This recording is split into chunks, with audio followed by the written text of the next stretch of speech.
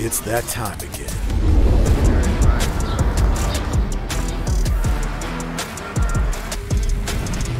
Welcome to the stage. Oh yeah.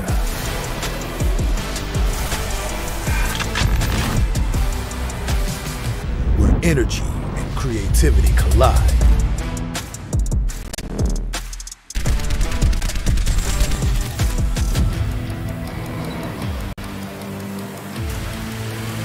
Here we go.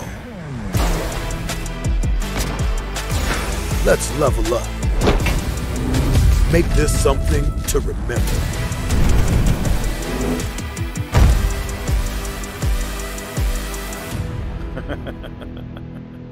All right.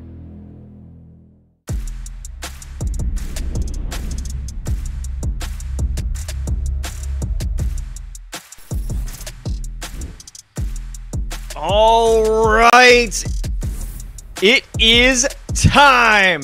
Valorant fans here in the collegiate scene, it's time for the NACE Star League Week 7. This is the final week in regulation during this season, and it is a major one. Whoever wins this is going to determine the first seed, and this determines the entire factor, the entire postseason runabout for these last couple of teams. We have 2 matches on the docket today. No Call of Duty today. It's all Valorant all the time, baby. And for these 2 matches, to break it all down, I'm Los, joined by Vincent. Los, I have waited all season to get to this point, man, where things really start to heat up, where there is no more room for error, and where things are absolutely cracking. That's it. The regular season just about ready to end. We are here in week 7, leading into that conference play-in, and of course, the conference championship title. It's all good. Last chance qualifier. That's your chance to get right back in there. If you can't take first place in your conference, you head to playoffs in Los. The grand finals, they are just right around the corner, man. And it's all about getting in these last couple of games so you can make it into the grand finals. I mean, it is going to be quite a long journey, all right? So you just have to get through this regulation season. Maybe you don't make it to the top. You still have that last chance qualifier to break yourself into playoffs and move on forward to in-person grand finals at the end of November. Kicking off this little December action with Collegiate Mayhem. And this is the determining factor of 2 different conferences today. 2 different divisions will be going head-to-head. It's Northwood University going up against Mizzou. And our second match of the day is TMU Toronto versus James Madison University down in Virginia. Both undefeated down in our second matchup. Yeah, lots of undefeated teams today. And, you know, I think we have 2 of the best teams in this league that are playing today. I'm going to let you percolate on who those teams are, though, because, well, to be honest with you, it's a lot of fun just to mess with you, Los, specifically. But we get down to it. We're going to start with that Northwood and Missouri matchup. I think that's going to be a whole lot of fun, and I think Toronto is going to have their hands full with James Madison as we head into that second matchup. But with all of that being said, Los, what are we playing for? It's scholarship pricing, of course. First place, $2,500 big dollary dues, and $1,250 for second. $625 will go to both third and fourth place as well. So lots on the line for these teams to compete for. Yeah, a whole lot of bucks on the line up for grabs, and it wouldn't be possible without our various partners. And first of all, we gotta shout out Extra Life. Play games that change kids' health and change the future. Join Extra Life today. So thank you for them. There should be some panels below for all of our sponsors. We want you to check them out. And I'll also let you know that NACE Star League, it runs on Dunkin'. So click the Twitch panel below so you can find a Dunkin' near you. And I would also like to say this is a important one today because we've got some friends over the ROTC where you can help become a leader for life if you join up with ROTC. But we even got a little bit more coming from them. I'm excited to bring that one out. It's our friends at Army ROTC. Want to give you a chance to win a free camo Herschel Little America Backpack Pro. So check out NACE Star League Twitter to enter that. I mean, that looks pretty sick. That looks pretty nice. It's called pro for a reason. It's for pros like you, clearly. I might have to join that. I think it would be a little bit biased if I would. You'll see me on the next broadcast next week with that just in my background, like, oh, that little hey guys, look at what I won.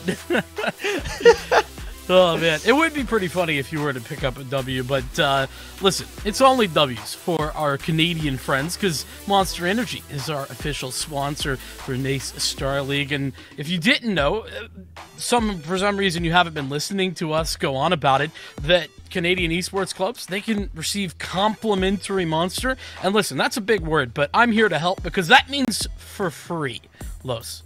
Free Monster. I don't know what those Canadian universities did, but they secured a bag on that one. That's crazy. Free Monster. Oh my god. I wish, but at least, I may not be drinking Monster, but we're gonna be able to sip and savor over some plays today because we're about to jump in. It's week 7, Northwood versus Mizzou, and if you're following Northwood, you might notice that 5-1. Northwood is like a top-tier team. How exactly did they take an L in this season? Listen, it's a long story. We'll get to that in a second because I do want to talk about these rosters for just a moment. A very strong roster here from Northwood, mocking Benji, Ali, Darkest, and Dip. But Mizzou, no slouches either. They have been competing as a full collegiate roster over the entirety of this past summer. In fact, they went for the open VCTs as well. They gave it their shot. Listen, as with many teams, didn't quite make it all the way, but I love that they're going for that. They were competing in many third-party tournaments over the course of the summer, and they didn't do half bad either. Even took 3rd to 4th at a LAN event, which is pretty impressive, if I do say so myself. But I think you ask a fair question, Los. Let's talk about it. Because last week, to the Texas A&M San Antonio squad, Northwood took an L. Their first L of the season, but things were a little more complicated than just taking a loss. They got a little bit ahead of themselves. They thought that they could play Harbor. You couldn't play Harbor last week. So, unfortunately for them, it was a forfeit loss, and they were not able to win in that one. So, therefore, their loss, which is kind of tragic for them, considering now first place is going to be quite difficult.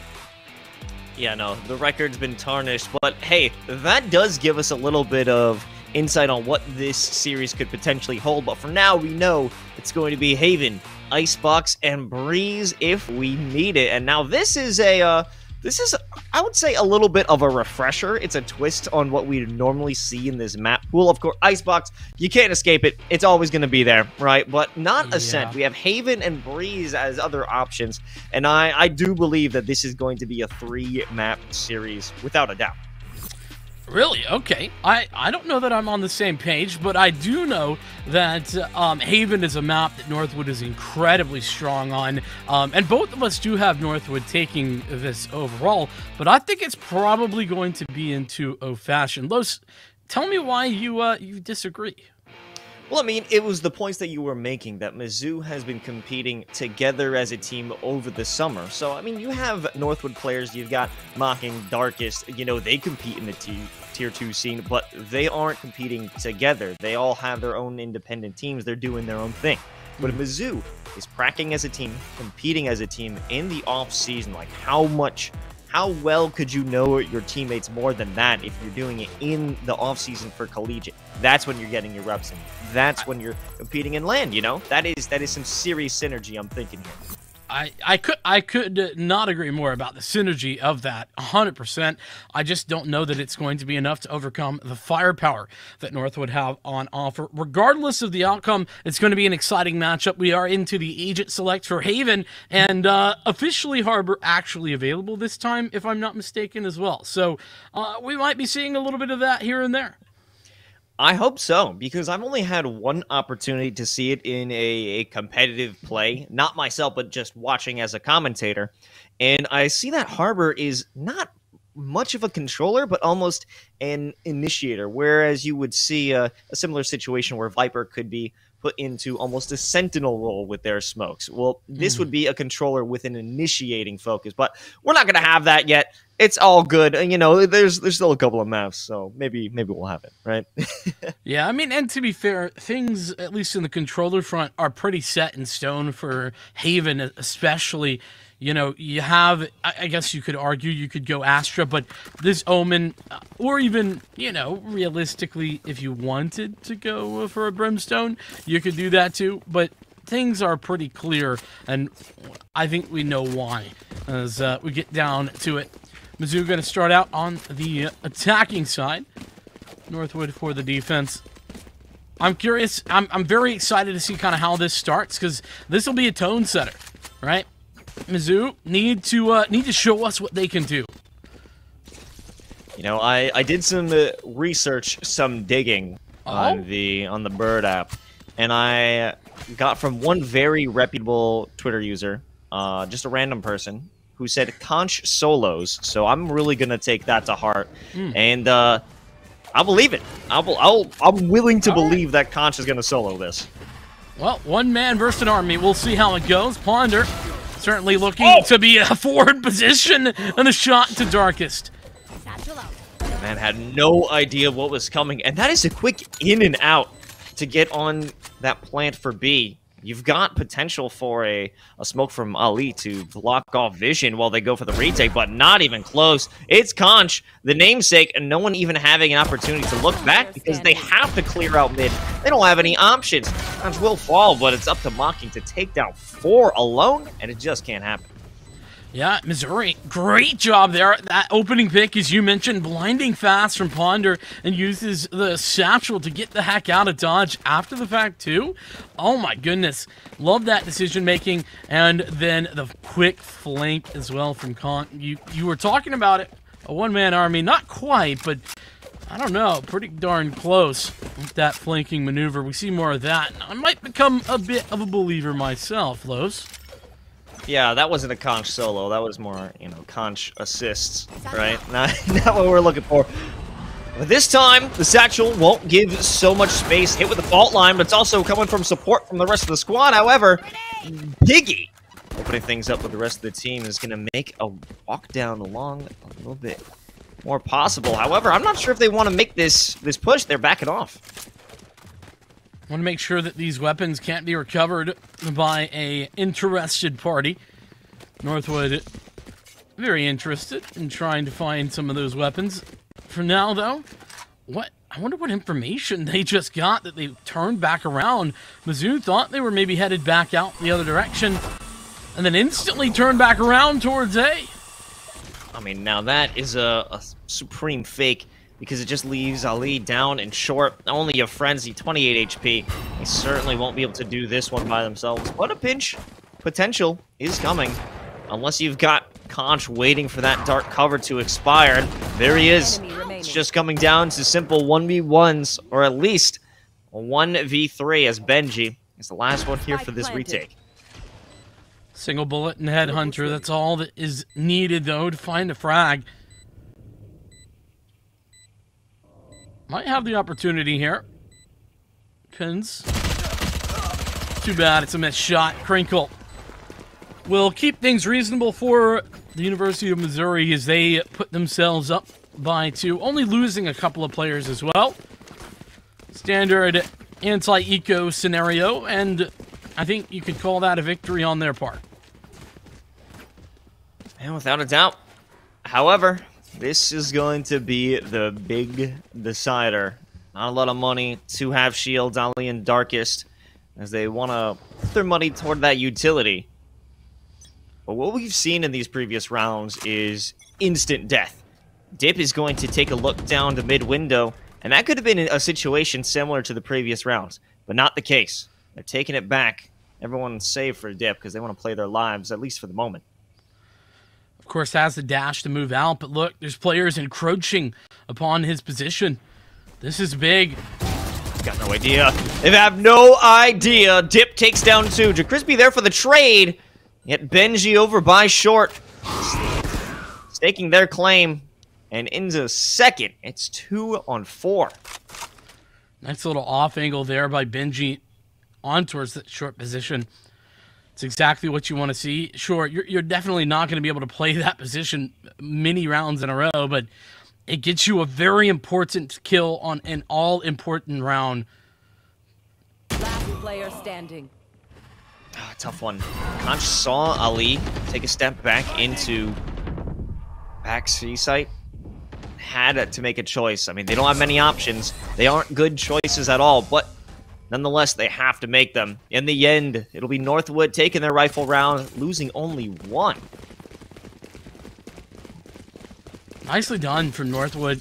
They do everything that you could want, right? In that situation, you're hoping that you can win a round, and Dip makes an aggressive play in order to try and put their team in position to do that. Takes a double kill, ends up falling for the trouble, but no one else loses a gunfight. That's basically best case scenario. Mocking already. He had it last round, but still has it here. The Nightfall could be the tide turner. It's going to be a fast and aggressive play out towards long. Ponder already spotted out by the Haunt. However, no aggressive stance from Benji. He'll come for the peek, and there it is. A beautiful tap onto Ponder. That was disgusting from Benji. Absolutely insane. Talk about taking a round and just making it yours. Oh, it's just one kill. I mean, it can set the scene. However, Conch bringing in their own flare, evening the odds. Here comes that Nightfall. Doesn't tag anyone because they aren't making the commitment to be. They're backing off. It's almost like a default in the beginning of the round. Yeah, but in fairness, a lot of information you're going to be gained off of that, even though they don't get big value out of the Nightfall itself. Here comes the A hit, but nobody's going to be homeless. Absolutely free to get this spike planted. And there's that flank coming alive once again, but Mocking there to deny him exit. Puts this into a 3-on-3, but the retake utility, it's so much more limited now. You don't have that Nightfall. Good one-way smokes here. JaCrispy spotted out, and Benji jumping out the window takes 2 more heads for their collection. Piggy attempting to spray through the smoke, but they can't spray anything. Mocking with the running gun. It doesn't even matter. They were going to secure that round regardless, and Northwood take round 4. It's so difficult on the defense there for Mizzou. They have to be aggressive. They have to make sure that nobody like Benji can poke their head out, find those picks, and find those kills for free. Instead, they play a little bit more passive than they would have liked, and they get punished for it. That really can be the difference between two teams that are very strong. It's that sort of extra oomph, extra aggression on a retake. And I also think that Benji was given freedom to jump right out the window. I'm not sure how he put himself in that position. Oh, what a tough moment that is to put 145 damage onto the op user and come away with nothing. But now they have 3 down long. Mizzou looking to weigh their options here, but it most certainly seems to be an A hit. However, Northwood's already prepared for this. Well, but think about why they're prepared, Los.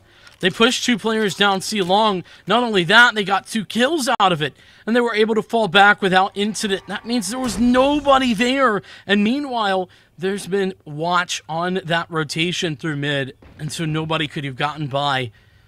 Brilliant rotational dynamic from Northwood. I like that placement. Players inside garage as well as mid, prepping for anything like that. But the kill from Benji, it's been a signal. Time to rotate, and somehow they've been able to take 2 kills. Hitting that rendezvous away, Benji is in such dire states. Only 5 HP, but JaCrispy isn't looking worse for wear either. 25 HP. Looking to get that plant down for the money at the very least, but Dip denies, and Northwood take the lead. That is tragic cash denial. Dip doing a good job of getting into position fast enough. Ali with the paranoia, perfectly timed. And hey, Mocking going to pick up an Odin this time. A gift. They used the tour de force that last round in Northwood, but I mean, that's all good if you can get away with it there. There's no problem whatsoever. The setup for this looking a little bit different. We got that setup the same as the first gun round for Northwood. Aggression out towards long. Oh man, that was a close one. Benji missing onto Ponder, but they needed that escape route, the rendezvous, keeping them safe. If they stuck around any longer, that would have been an issue.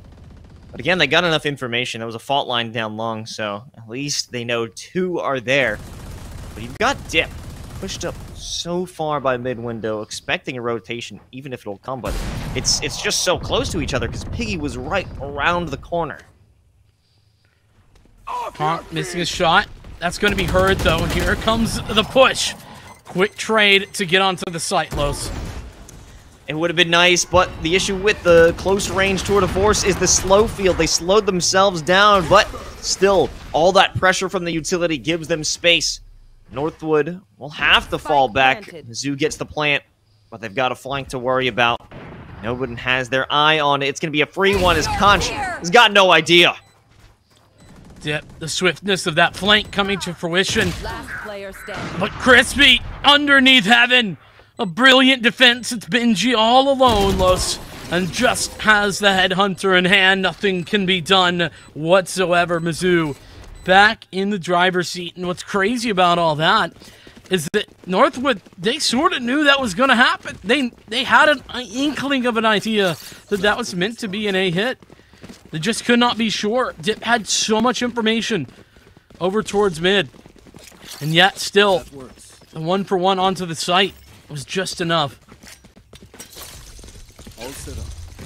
Beautiful stuff here from Mizzou, being able to take advantage of positions even if they're already given away. Even if they have the jump or don't have the jump on their opponents, they can brute force it in. Now, another attempt to brute force their way potentially into B. You saw that the first round at Ponder. They've got the showstopper. They've got the double satchel. If that's going to be an option, it's going to be a deadly one. And a less than perfect investment here in this round as well. The Blade Sword invested already. And a very, very light A defense as well. But Mizzou, they are expecting the save here, so they're just not too sure. And Benji, who had the extra cash, could invest it heavily, will take the first frag. You can see with that positioning, Darkus has that fault line out. They had the one arm ready for it. And Maki was looking for anything to bite on, hopefully a player in the cubby, but denied. And all this, though, it's been an execute onto A. They'll get the plant. You've got Benji up in heaven. And that huge haunt gives Benji the option to shoot through the smoke and find Crispy. Oh, but Darkest drops down straight into Piggy's crosshair. The C's taking advantage of Showstopper to split the two, and Mocking even falls with Piggy doing everything from hell, doing all the damage. The quad kill comes through for Mizzou. What a win. What a major investment, but still, it paid dividends. Multiple ultimates invested on either side. However, Mizzou will keep their lead 2 in a row. They still have some cash to play with. Not the same case for Northwood. You've got a Sheriff, a Stinger, a Marshall, even a Guardian ain't too bad. But still, that's not what they want to stem this bleeding. Great usage there in the back end for Ponder on that Showstopper, but Piggy. Here's all of that stomping around. Is going to elect to use from the shadows just to gain some space. Spike down A. Nice little Stinger kill from Darkest there, but that's about all they'll be able to muster. Sight for free. Well, I mean, after a brief scuffle down in short. Spike planted. In the end, you've got this 2-player retake attempt that you might as well go for it. You're going to have enough money in the next round, and there are quite a few players battered up in this situation. Dip, no shields, just confidence with the Vandal. That's what they'll be rocking with. However, in a battle against Piggy, are they even expecting this? The answer is no. Yeah, interesting considering that Ali seemed very worried about that position just a few moments ago, regardless. couple of limited health opposition. Ponder was not one of those, and it won't matter. No shots fired from Northwood. And it will be the round to Missouri. 5-3 as they're up by 2 after 3 rounds in a row go their way. Nicely done. All of that to say, though, a lot of that on the back of Piggy, the in-game leader and controller for this team. Stepping up massive in that retake position. And these 2 previous rounds, I mean, it wasn't a major threat, but just holding that heaven spot is a crucial one. Getting the information with that from the shadows. But now Ponder not expecting Dip to be there, and Ali bringing even more force. A will not be given this time. A strong defense and 2 fall from Mizzou. And now they're wondering, what exactly are we going to do? You have a bit of a position. Conch moving up mid. They've got the op in hand. And of course, they have to look to the right for the A-Link player. This is not going to be a successful engagement. That's rough timing right there. Conch, just moments before watching the angle, only for Mocking to walk around the corner just as he looks away. Absolutely devastating, but it is what it is. It's 5 rounds. Looks like it's going to stay that way for now, unless this can happen. 2v5. Crinkle has utility. Nightfall seems a little bit out of the question, but at the very least can use the hot prowler or 2 to get into position, but they're going to walk it. 30 seconds left. This is very intelligent from Missouri. They aren't going to give the information away. But Ollie knows that they've given this spot up. Running away, he's been hit with the dog. The dogs are barking. But Dip with the op right around the corner. They don't care if they're seen. They do not give a heck. But it'll be a plant. The angle's just right for Crinkle to get that spike down and die just a few seconds later. Might be able to take a few with them, but the classic king will reign supreme. Dip with a 3K. And it's not the equalizer, but it steps toward it. Yeah, well done from Northwood as well to limit the amount of damage done in that round. It could have been a lot worse than it realistically was. Missouri did a great job of being very passive when they needed to, but walking out A, they had an inkling that that could be open. It's been open late into rounds before. They've consistently played retake of Northwood, and so maximizing cash flow, maximizing the chance to win the round, everything going well. But look at this, Los, double operator, Dip and Benji. I'd say they've both been good with it. It's going to be Benji holding down C whilst Dip takes his turn at A. Still got Conch with that sniper battle. Ready to take arms. But with the forward smoke from Ali, that isn't even going to be a possibility. Just gathering of an orb. But now you've got Op on B. Op on the platform on C.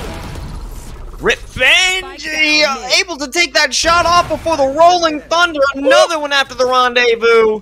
And this attack is toasted. They don't have control of the spike anymore. It's back in Garage, but the momentum, any position that they could have gained with that Rolling Thunder, it's just been eradicated. One for me, one for you, Rip Benji in the rendezvous. It's a beautiful story, but Piggy is here to tell the tale of death and destruction. Despair is going forward from this Northwood side, and Piggy continuing that conversation. This is absurd. Nightfall comes. Piggy, he's hit with it, but it doesn't matter. I don't know how he was given those angles for free. But now the retake is coming from down long. Conch sitting here with the op. I don't think enough information was gained in that moment by Ali. The 2 players will be walking and making their way down long. Conch ready for the shot. Finds one. We'll have to wait and rely on Piggy, but finds that kill. Is there even enough time? Ali has to go for it. Hit with the paranoia, and Piggy's just going to run it down. A 4K for Piggy. A heroic effort to win this round. And that's twice in a row that Piggy has just manufactured a quad kill out of nowhere in order to win a round for their team. Mizzou with Piggy carrying them across the finish line in two of these very important rounds. And that's just not, like, the impact is felt not just for that round, Los, but for many rounds to come. You can tell, especially that last time where there was an instant save called from Northwood. They could not invest. This time, they'll at least have some additional money, but confirmation of a 6th round for Missouri is absolutely massive. This time, it's all aggression all the time. Ali and Drew Crispy taking down 2 for themselves. They turn into a 3v3 battle. No territory conceded, but at least it's an even fight going forward. Almost the mirror matchup save for the controller and initiator. The big differentiating factor, though, Los, is that Rolling Thunder. Northwood have that on lock. They also have a tour de force. Oh, wow. What a beautiful shot right before the smoke enters. And Darkest is just sitting there. Darkest knows that this is their opportunity. But it doesn't do too much. They take their one. Rolling Thunder now an option, and so is the defusal. Did they even hear it? I don't think they know. Oh, Piggy does. It's half, though. Paranoia sent out. It'll be a panic shot from Benji, and the flank from Conj is there. What a way to take this round. Last round. Oh my goodness, so much quick thinking there. Miss Piggy throws in from the shadows, just hoping, praying that someone will jump off of that spike, but no one does. Gets there in time to pull it back themselves. Absolutely brilliant. And Northwood, they are getting pushed to the limits here, Los. This is their map pick. This is where they have absolutely farmed teams all season. Not today. Missouri, not only in the lead, but they could have 8 rounds. I love that that double jump peak. Multiple players jumping in. Now it's the Nightfall. They hit with the trademark, but that doesn't really matter. You've got no one on the site. Ali in the garage, but he doesn't want to take any engagement. Has to wait for the rest of the squad. Flank ensuing, but Conch is all the way in the back. But look at this utility, the paranoia, the aftershock, everything coming in along with the C's just to try and round up some kills, but they've done nothing. Ponder with the first one in this attempted retake. Oh, nice work there done by that fault line, but it's just not enough. Dip going down, Mocking alone, a Spectre in hand. It's the last round. Gotta invest, gotta go for it. And I mean, seemingly that was gonna happen regardless after those swings. 8-4. And after the hype we gave this Northwood team, fairly, I believe, Missouri have clapped back and absolutely stated with certainty that they are not going to be going down without a fight. A beautiful showing from this squad, and rightfully so. They're 6-0. No forfeits on their part this time. No. But also, they have a greater motivation.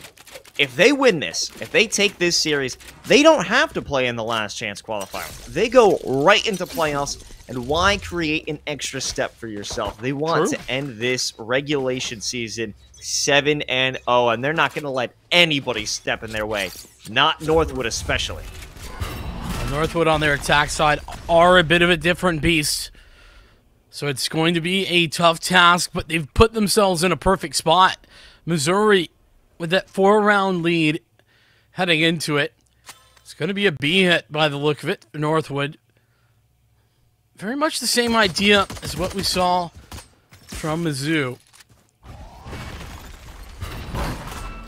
On there just to find Crispy. That's all they wanted. It was to get into the back line for the link to get that kill.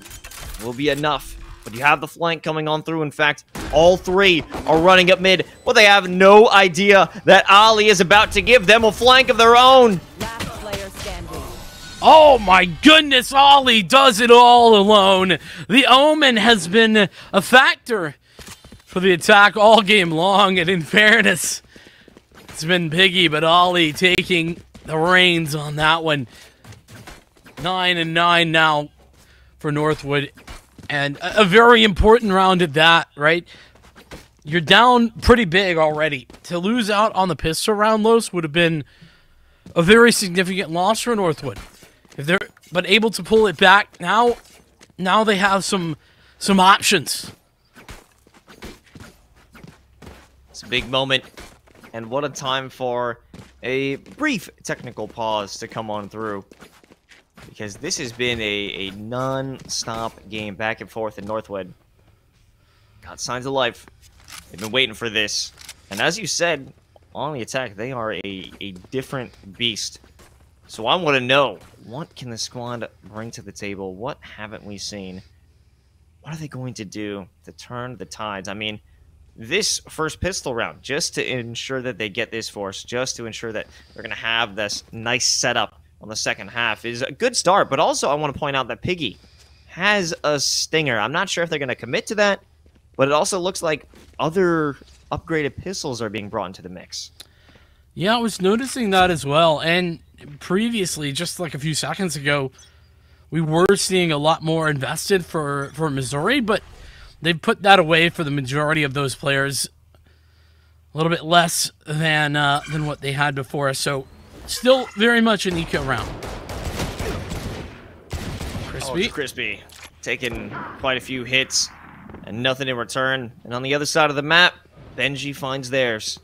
So now, a little bit of damage, a little lightened load on A, but that's one of the 4 players who are sitting on this site. They still have a lot to fight through. That's a good point. Nothing free here, but that is a nice bit of utility. Fault line comes through. Enemy remaining. Basically perfect. Conk, the only one to do anything to play defense for Missouri. And here is Ja Crispy. Collected a free orb early on. Spike planted. He's going to pay for that. The 1-on-4 now. That one entrance from short, it just feels like a bit of bullying utility with the C's as well as the fault line. You're stunned, and you're stuck in this circle, and you're decayed, so it's going to be that much easier to kill you. And a successful round for Northwood. Kind of what we were expecting here with that force buy. Yeah, I mean, not a lot behind it either, considering the weaponry that Missouri had on offer. But I think that one thing to note for Northwood is that they did buy pretty aggressively. They had 3 rifles. Yeah, sure, one of those was a Guardian, but this is a team that I wouldn't say it'd be unreasonable to have them buy like 5 Stingers or 5 Spectres, or, you know, even stick with multiple pistols on a round like that. So they were definitely giving respect over to Missouri. They definitely have stopped underestimating this team if they were at all. Dip dashing into the Cloudburst, but taking a bit of damage, looking for the spray, might be able to land a shot. JaCrispy, no. Able to escape, but they're back for more. Consistently putting on that pressure. They don't want to allow a free plant for Darkest, but it will come through. Some damage taken, but not enough to kill. In the end, the very planter, Darkest, will be the one to initiate a kill. 2 more inside of Garage, waiting for their moment. A flashpoint to start it up, and a paint shell maybe to lock them inside for it, and it actually works.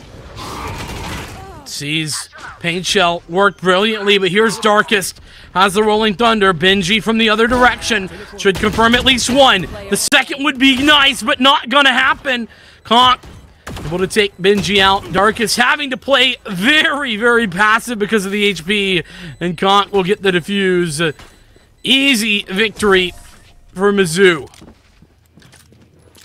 Beautiful one at that. You know, Conch didn't exactly solo, but a 3-piece is pretty nice, especially when there have been some critical rounds that come off the back of Piggy. It's refreshing to see that it doesn't rely on one player for this Mizzou team to come out on top. Everybody can step up and have their big moments, not just Piggy.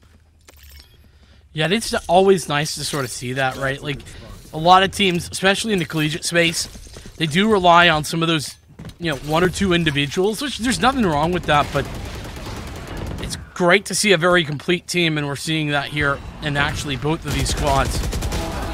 Oh, there must have been a miss or something. Dip was out of the range of the fall line, but in the end, Conch still good for the kill. But they're not safe, as Darkest attempts to push on through. JaCrispy does die, and you have this fade waiting, attempting to push into garage. It's mocking. But Piggy has to know that someone's on the other side, but it doesn't matter because they weren't aware of the push from C Long. A lot of audio cues given away, though, inside garage to say that Northwood really aren't set in their hold of the site. So only now the spike gonna get planted. And it's key that Mocking hold that position. Had Benji's help, but Benji had fallen back temporarily. Now this is very much on Benji to be able to take a kill or two here. Completely unnoticed. The both of them, they're headed over. Last player Make this standing. commitment. Crinkle's just gonna make the commitment. They don't need to peek. They don't need to fight this. And while it was a great idea, Ali was not able to run the race and get around, and it's a freebie defusal for Ponder. Yeah, Northwood, known for a lot of their very quick, decisive plays. They are making some big mistakes tonight in some of those big moments, those critical moments, and that's one of them. Committing both players to the flank, especially when the spike's not actually planted in a position that can be defended. That is a huge giveaway. Los, I am absolutely floored that we saw that from Northwood, but even more impressed by Missouri. Up 10-6 at this moment. Ponder given safety. Now they've got the showstopper. They had the showstopper until Benji removed that one from play. Crinkle's all alone now, but no, they're not done yet. As Crispy was there for at least a singular trade, but otherwise, this has been Northwood rolling over A-site. And Northwood just showcasing some of that dominance in the and just the sheer gun skill that they have. They always do, and that's the terrifying reality. Even when Northwood are making mistakes, they can just run at you and dominate in some of these moments. And they've done it here and now, but this is a tour de force. Player standing. This was a tour de force. And Piggy on a save mission at the moment. Understandably so. 1-on-4. Just not ideal. So, Los, let's talk about Northwood, though. What's going wrong for them? Because it's not like they're playing badly. They are not playing poorly. But some of these individual moments that Piggy has been able to bring back alongside some mistakes as a squad have really given Missouri a chance to win on their map pick. So what I've seen when they hit C in those last two attempts that they did, they could get onto the site. They could get that spike planted, but it never seemed that they had a moment where the play was settled. It was never slowed down. It was never a full control of the site. They were going for the plant while bullets were flying all over the place. There was utilities still hitting them here and there, a flashpoint, a fault line, everything in between, so they never had their footing. So sure, they could explode onto the site, but when it was played back by Mizzou and they didn't get those 3 kills to start off and execute, that's when it gets a little bit shakier. If there's direct gunplay coming out from Mizzou and they lose out on that, that's going to be a big-time Northwood take. Big time indeed. Here we are. A big-time round for a big-time team. A moment here in the NACE Star League that is absolutely huge. Onto the site are Northwood, and they have it free and clear, Los. There's nobody here. Nobody playing defense. From the shadows, gives them position, and oh, Dip. Really lucky to get away from that one alive, but nonetheless, here come the retake. Oh, what is even happening here? Maybe a miscommunication. Nobody knows that Ollie's in there, and it's a freebie. A flashpoint on the friendlies makes this such an unwinnable retake for Mizzou. Oh my lord. Everyone gets hit by that. Are you sure that was a friendly flashpoint? Was that from Draw Crispy, or maybe it was from Darkest? I'm not sure, to be honest with you. Because it came in and it blinded everyone, like you said. I mean, everybody gets hit by that. And apparently production mentions it was a friendly flash. So a big mistake is the only way to put that. Mizzou, one of the first ones we've seen from them, actually. And it entirely counterfeits that whole retake. They're upset about that one. The sheriffs are out. They're coming to play. They are not messing around. 2 kills here for Mizzou as they've gotten aggressive. And they have the option, the potential to recover those rifles. I'm not sure how possible that is, but it's got to be a quick play. You have Darkest here, making that solo plant, unable to get it off. This is just such a disjointed round here from Northwood. It's just kills by individuals who are nowhere near each other. But somehow, Benji picks up 2, isolates themselves. It's a 1-on-2, and it's another kill. What is happening, Vincent? I'm gonna do some wild speculation. It's time for Vincent to wildly speculate for a moment, because I think that this Northwood team are used to teams in the collegiate space falling over for them. For them not to have to play at all like a cohesive unit and for them to win anyway. Mizzou is not a team that you can get away with that with. And I think that they're getting punished, are Northwood. There's a little bit of punishment on the way here as DeCrispy. No way! What a read. Oh my Whoa. god. And yeah, there's enough time. There has to be. That is absolutely insane from DeCrispy. Oh my god. There were so many options that were possible for Mocking to come from. There were so many angles. He didn't even check long or front sight at all. Which, I mean, you know, I can understand why you wouldn't check front sight, but not to check long or garage? I mean, that is... I just don't know how he had the read. I don't know. What I do know, Los, is that's an 11th round for Missouri, and that comes in a moment where they didn't have to invest. They got that essentially for free. That was Sheriffs singing. And walked through in just the most ridiculous round, back and forth. But this one isn't going back and forth. It's sending Northwood back as they have no option to be able to push in. The walk through potentially. This dark cover, it's Mocking. It's made their way up to short. But instead of holding their ground, they're playoff sight. Mizzou gives it up. I love this play. And this is fundamentally the difference right now between Northwood and Missouri. Missouri are playing an incredibly strong fundamental game where they play everything by the numbers. They're a mathematician in the moment. Northwood, they're playing by feel. They're playing for some of these crazy plays, and normally they work.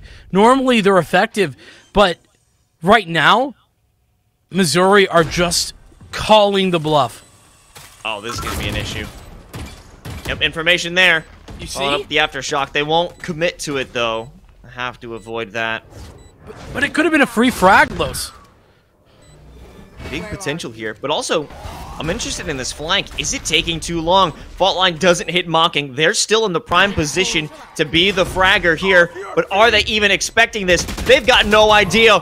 Benji has the read in the final moment. It's up to Darkest and Mocking, and this play from hell might be heaven sent. It's Darkest looking for the final kill, but Conch gets it instead. Is there enough time? It's close. Just close enough. And that's another huge clutch on another ridiculous retake from Missouri. They push it to match point, and this is once again Northwood's pick. They are getting dominated in the late round. How many times have you seen the defusal come through? Every single time Missouri have won on this map for the defense, it's been via defusal. Not a single win via kills. That's what happens when you don't have that explosive entry from Northwood. If they can't find a few frags on entry, on the execute, the post plant, it's almost doomed to fail. This time, they've committed the Blade Storm there. 3 up in garage. Make it 2 now after a great shot from Conch with the op. They've got no clue. Pig is here. They walk in, melee out. The spike is down. No one there to recover it. Oh my goodness, Northwood. They are about to get absolutely rolled on their map. This second half, it's all about 2 players. Mocking needs a miracle right now. Oh, the walls are closing in. A Prowler. Darkus might be able to get a singular kill, but there's no chance. The fault line, the Nightfall, but it doesn't even matter because Piggy walking up with the 4K closes it out. The Piggy show has concluded its first act, and it's going to be Mizzou taking Haven. Oh my god, I am blown away by their performance. I am as well. So, I mean, and there's multiple factors here, but holy cow, Piggy with 3 incredibly impactful quad kills, taking 3 very important rounds and winning them for their team. It's incredible to see.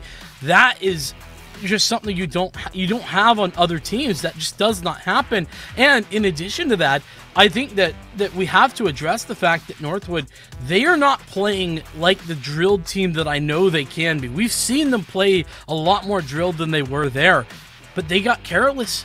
It feels like they're just a little bit too used to having teams just let them walk over them in the collegiate space, because that's what happens a lot. That's what happens to a team as good as this Northwood squad are. I mean, we could point to that one round where it was, I believe, Ali as well as Benji, where they flanked around into C-Link, losing out completely on the defusal. We could talk about that one almost thrifty round where it was just Sheriffs, and it was kills all over the map, and nothing made sense. This was not, as you said, the drilled team that we'd expect. This is not a Northwood that I previously know, or maybe we're just getting to know Mizzou.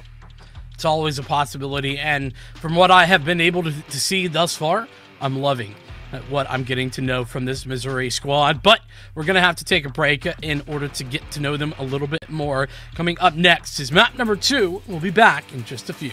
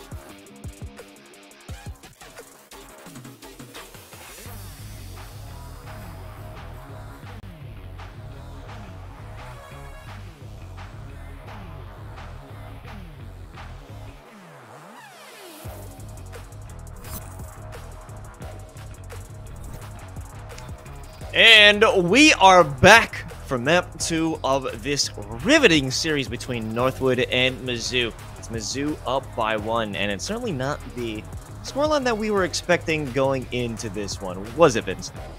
No, and I mean, listen, I think that we definitely owe Missouri a, maybe not apology, but we definitely owe them some respect after that map, because they 100% came out and they smacked Northwood straight in the mouth. They said, no, we're not going to allow you to get pushed. We're not going to allow you to push us around. We aren't your typical collegiate team that can just get kind of trolled on at times, or that can get dominated by the gun skill alone. This is a team that has the chops to step head-to-head in the ring and play the same game as Northwood. And I got so much respect for that. I'm excited to see what else they have to offer as we head into Icebox. Yeah, and this is their map pick, so they're much more practiced on this, or at least we would expect based on this choice. And as we said, Northwood was expected to be the dominator on Haven. That's what they're used to. That's what we're used to. However, in the domain of Mizzou, I'm really excited if they could keep that momentum, keep that destruction and dominance going forward, and potentially put this to a 2-0 series, but not the one that we had expected going into it. And something that I think really stands out when you're saying this isn't the collegiate team that we're used to, it's because of that experience during the summer. It's because of their time together, the rounds, the nights that they're putting in over the summer as a team, facing off against non-collegiate teams, getting that outside experience that is really speaking to what we're seeing in the server today.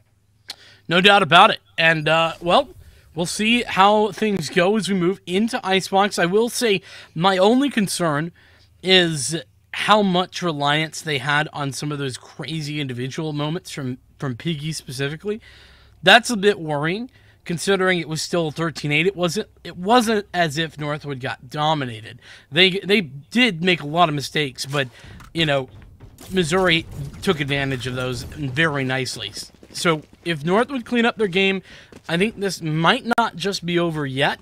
It all depends on how Northwood are looking to respond and how they can play on this map specifically. As you mentioned, this is absolutely Missouri's pick. They are here prepared and ready to go. From a pick perspective, a little bit abnormal to see the Rays here, but it's definitely a classic in the sense that many players who prefer the Rays will stick with it here on Icebox. Rightfully so, and you know, I think if it's something they're comfortable with, that Ponder has been able to do great moves, especially with the satchel, just to get a little bit of mobility, get into a different angle, and just take the fight to their opponents. That is it's a great opener for them, a great pace creator. Oh yeah, most definitely. I think Ponder can be a very big impact on this map with the Rays. Crispy going to be able to put the spike down, but Ponder, speaking of which, is going to be denied. A quick flank from B in towards mid, and it's going to set up Northwood on the retake. Now this is something of great interest. Conch is looking to flank from mid. So they're sending out that 0 point. It doesn't make a connection, so the walls are still up. They're going in for that defusal. Fragment denying it. Oh, but this is going to all rely on Conch right now. They're going in for a swing to clear out Maze. Mocking and Dip do fantastic taking care of their shots. And it was a big hope for Conch to be able to get there in time, but they were just too late. Yeah, Missouri. One of the things that I give them a lot of credit for, and I want to continue giving them credit for in that last map, is that they were willing to just wait for the play to develop. If they had something happening, they were willing to just sit and not peek, which is great, except that sometimes that can take a little bit too long to develop, and that's what happened there. Northwood had too much time to set up their retake. They had everyone in position, and they took the fight before Missouri were ready to play defense. All that being said, a good start, but we saw a good start in the last map. It didn't do Northwood a darn bit of good at the end of the day, and so we'll have to see if they can continue that good work into this next round. NG, oh, this is a freebie. 2 for them. They don't stick around. The greed isn't there. Nice rendezvous away. Information gained. Plot foiled, essentially. But they still want to push up. 2 here, 5, 4, 10. Looking to make this engagement. Well, Ponder's heard the information there. So a plant should be here for free. Yeah, Ponder's going to take that away. At least something gained out of that. The air raid of that shock dart coming through. And a little bit of a threat created to stop the full-on rush with the paint shells. But in the end, this is most likely, more than likely, going to be a Northwood round. At least 1 kill. And the plant, you know, it's something. Well, listen, off those first couple of rounds, it seems like Missouri have put Northwood on notice, and Northwood have taken note. They are playing a whole lot more passively, and what I mean by passively, they're playing much more strategically. They're playing together. They're not over swinging some of these angles. Very much standard play thus far from Northwood. It's going to be a bonus round for them. They are Spectres abounding, 4 of them. Benji, you're going to stick on the Sheriff. Only a bullet in that Headhunter, so definitely going to be mostly a Sheriff sort of round. No one up close. They don't want to fall for that one again.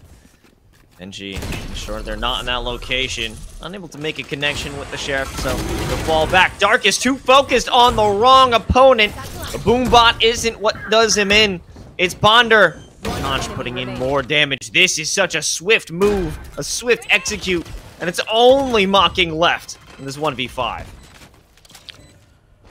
Almost expected outcome. When you think about the sheer advantage of weaponry available, Mocking will do well just to get anything here. Won't do anything at all. Can't find a single one.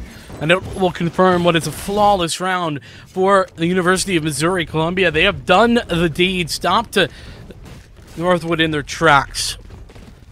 But just against the bonus. Here's the gun round coming up. It's Benji with the operator. Stepping up big time. Last map. You talked about Benji and their opening picks. Six of them in map number 1. A deadly stat, especially when they're going to be making these initial engagements. 6 first bloods. Sincerely nuts. I think Conch is That works. Somewhat aware that this is going to be this is going to be an issue. Especially when you have such a forward play to secure that orb. There's got to be a player giving Overwatch on that one. That is not going to be an unguarded advance. Speaking of unguarded advances, we've got 3 players moving up through B main. No one there to defend it just yet. Ali sitting under sight, waiting for this initial peek. This is where Missouri were very strong in that last map. They were okay to play more passively when they needed to. They didn't feel the need to over-aggress. And so now, just waiting, hoping for somebody to move forward.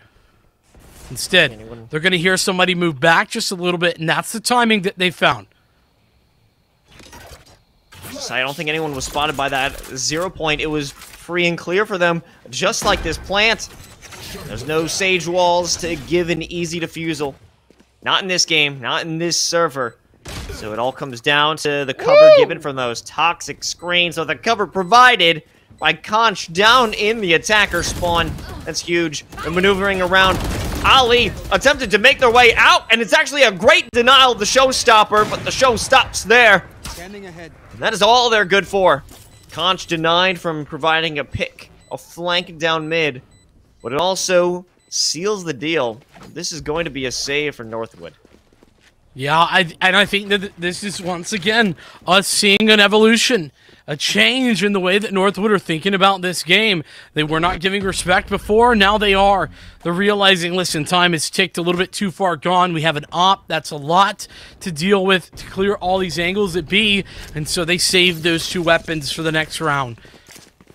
Overall, I think a pretty good decision, though gonna be hard to win this coming round with the investments that they have It's a save behind those two rifles. But Stingers, you and I both know they can be effective. I mean, you flip it into long range, kick it into overdrive. That can be some serious business. We've seen some long range Stinger kills, maximum range. Terrifying. And a little bit never overestimate them or underestimate them. A little bit of aggression dialed up from both sides of the map, actually. Both over here at B and towards A to dissuade that initial utility, but Ali is going to overinvest. Go down. The same true for Dip as Ponder moves forward, and Northwood, they take a gamble, and it does not pay off. What a beautiful clear, though, from Ponder. Just thinking, someone's probably going to be up there taking that high ground, getting Dip by surprise. They'll walk on with this one. I was going to say for free, but that fragment is going to take a toll. A little bit of a pause given by and a recon arrow, as well as the owl drone just sticking around, waiting this one out because they don't have control of the spike. Yeah, definitely a good decision to just hold for a little bit. 30 seconds left. Again, I like how Missouri play this so much together, but speaking of together, Mocking gets flashed through, hits a shot, and another. He's got 3, and it's a 1v1 engage. Piggy on the line here. Been so phenomenal in the clutch, has to do it again. 10 seconds left. 1v1, it's Benji. Oh, and they are a serious killer, a serious threat, but this could be a timing for the ages. And it might be, but no! Benji strikes true with a headshot from the head hunter. And they save themselves. It was a stinger round. But they can walk out victorious. And they can keep that up in hand as well. Well, and it is very much a save round in the most traditional sense. What was saved in the last round? Mocking, saved the rifle. Benji, able to save that operator. And whilst it wasn't the operator per se that ended up in the clutch, Benji was. And 4 out of 5 frags came from those 2 players who were able to save their weapons from the previous. Another double up setup, though. This seems very aggressive for my taste. Northwood, they think they got it, but they've spent a whole lot of money getting in there. I mean, that's some belief, that's some confidence. And this is interesting. Oh, that settles down all momentum, but at the very least, they've got the revive, they've cleared everyone off site, and they could go for this plant of the spike. It should be good, but this is crazy aggressive. Ali removes 3 from the map, and the play is gone. The round essentially over. A full rotation. The cavalry's here, and they're routing Mizzou. Missouri, that squad that we've been talking about with regard to their very crafty, calculated, slow, and methodical play. They make a very fast decision. As soon as Mocking finds that null commanding Jock Crispy, they say, all right, well, that's okay. We're going to go. We're going to push this advantage that we have. We know that this player isn't at B, and it is a massive, massive mistake. They push 1 by 1 into all these crosshairs.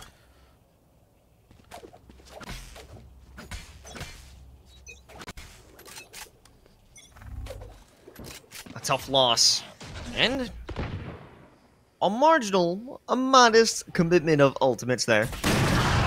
But look at this. This is just map oppression. Dip securing a quick shot, able to escape. They've got backup. And no one there really able to punish.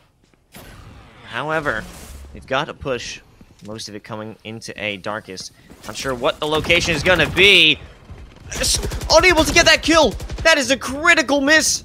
But as long as they can stay alive, this round, this site isn't lost. But the pressure is mounting. However, Benji here to alleviate it at least a bit, unless Ponder can clear it out themselves.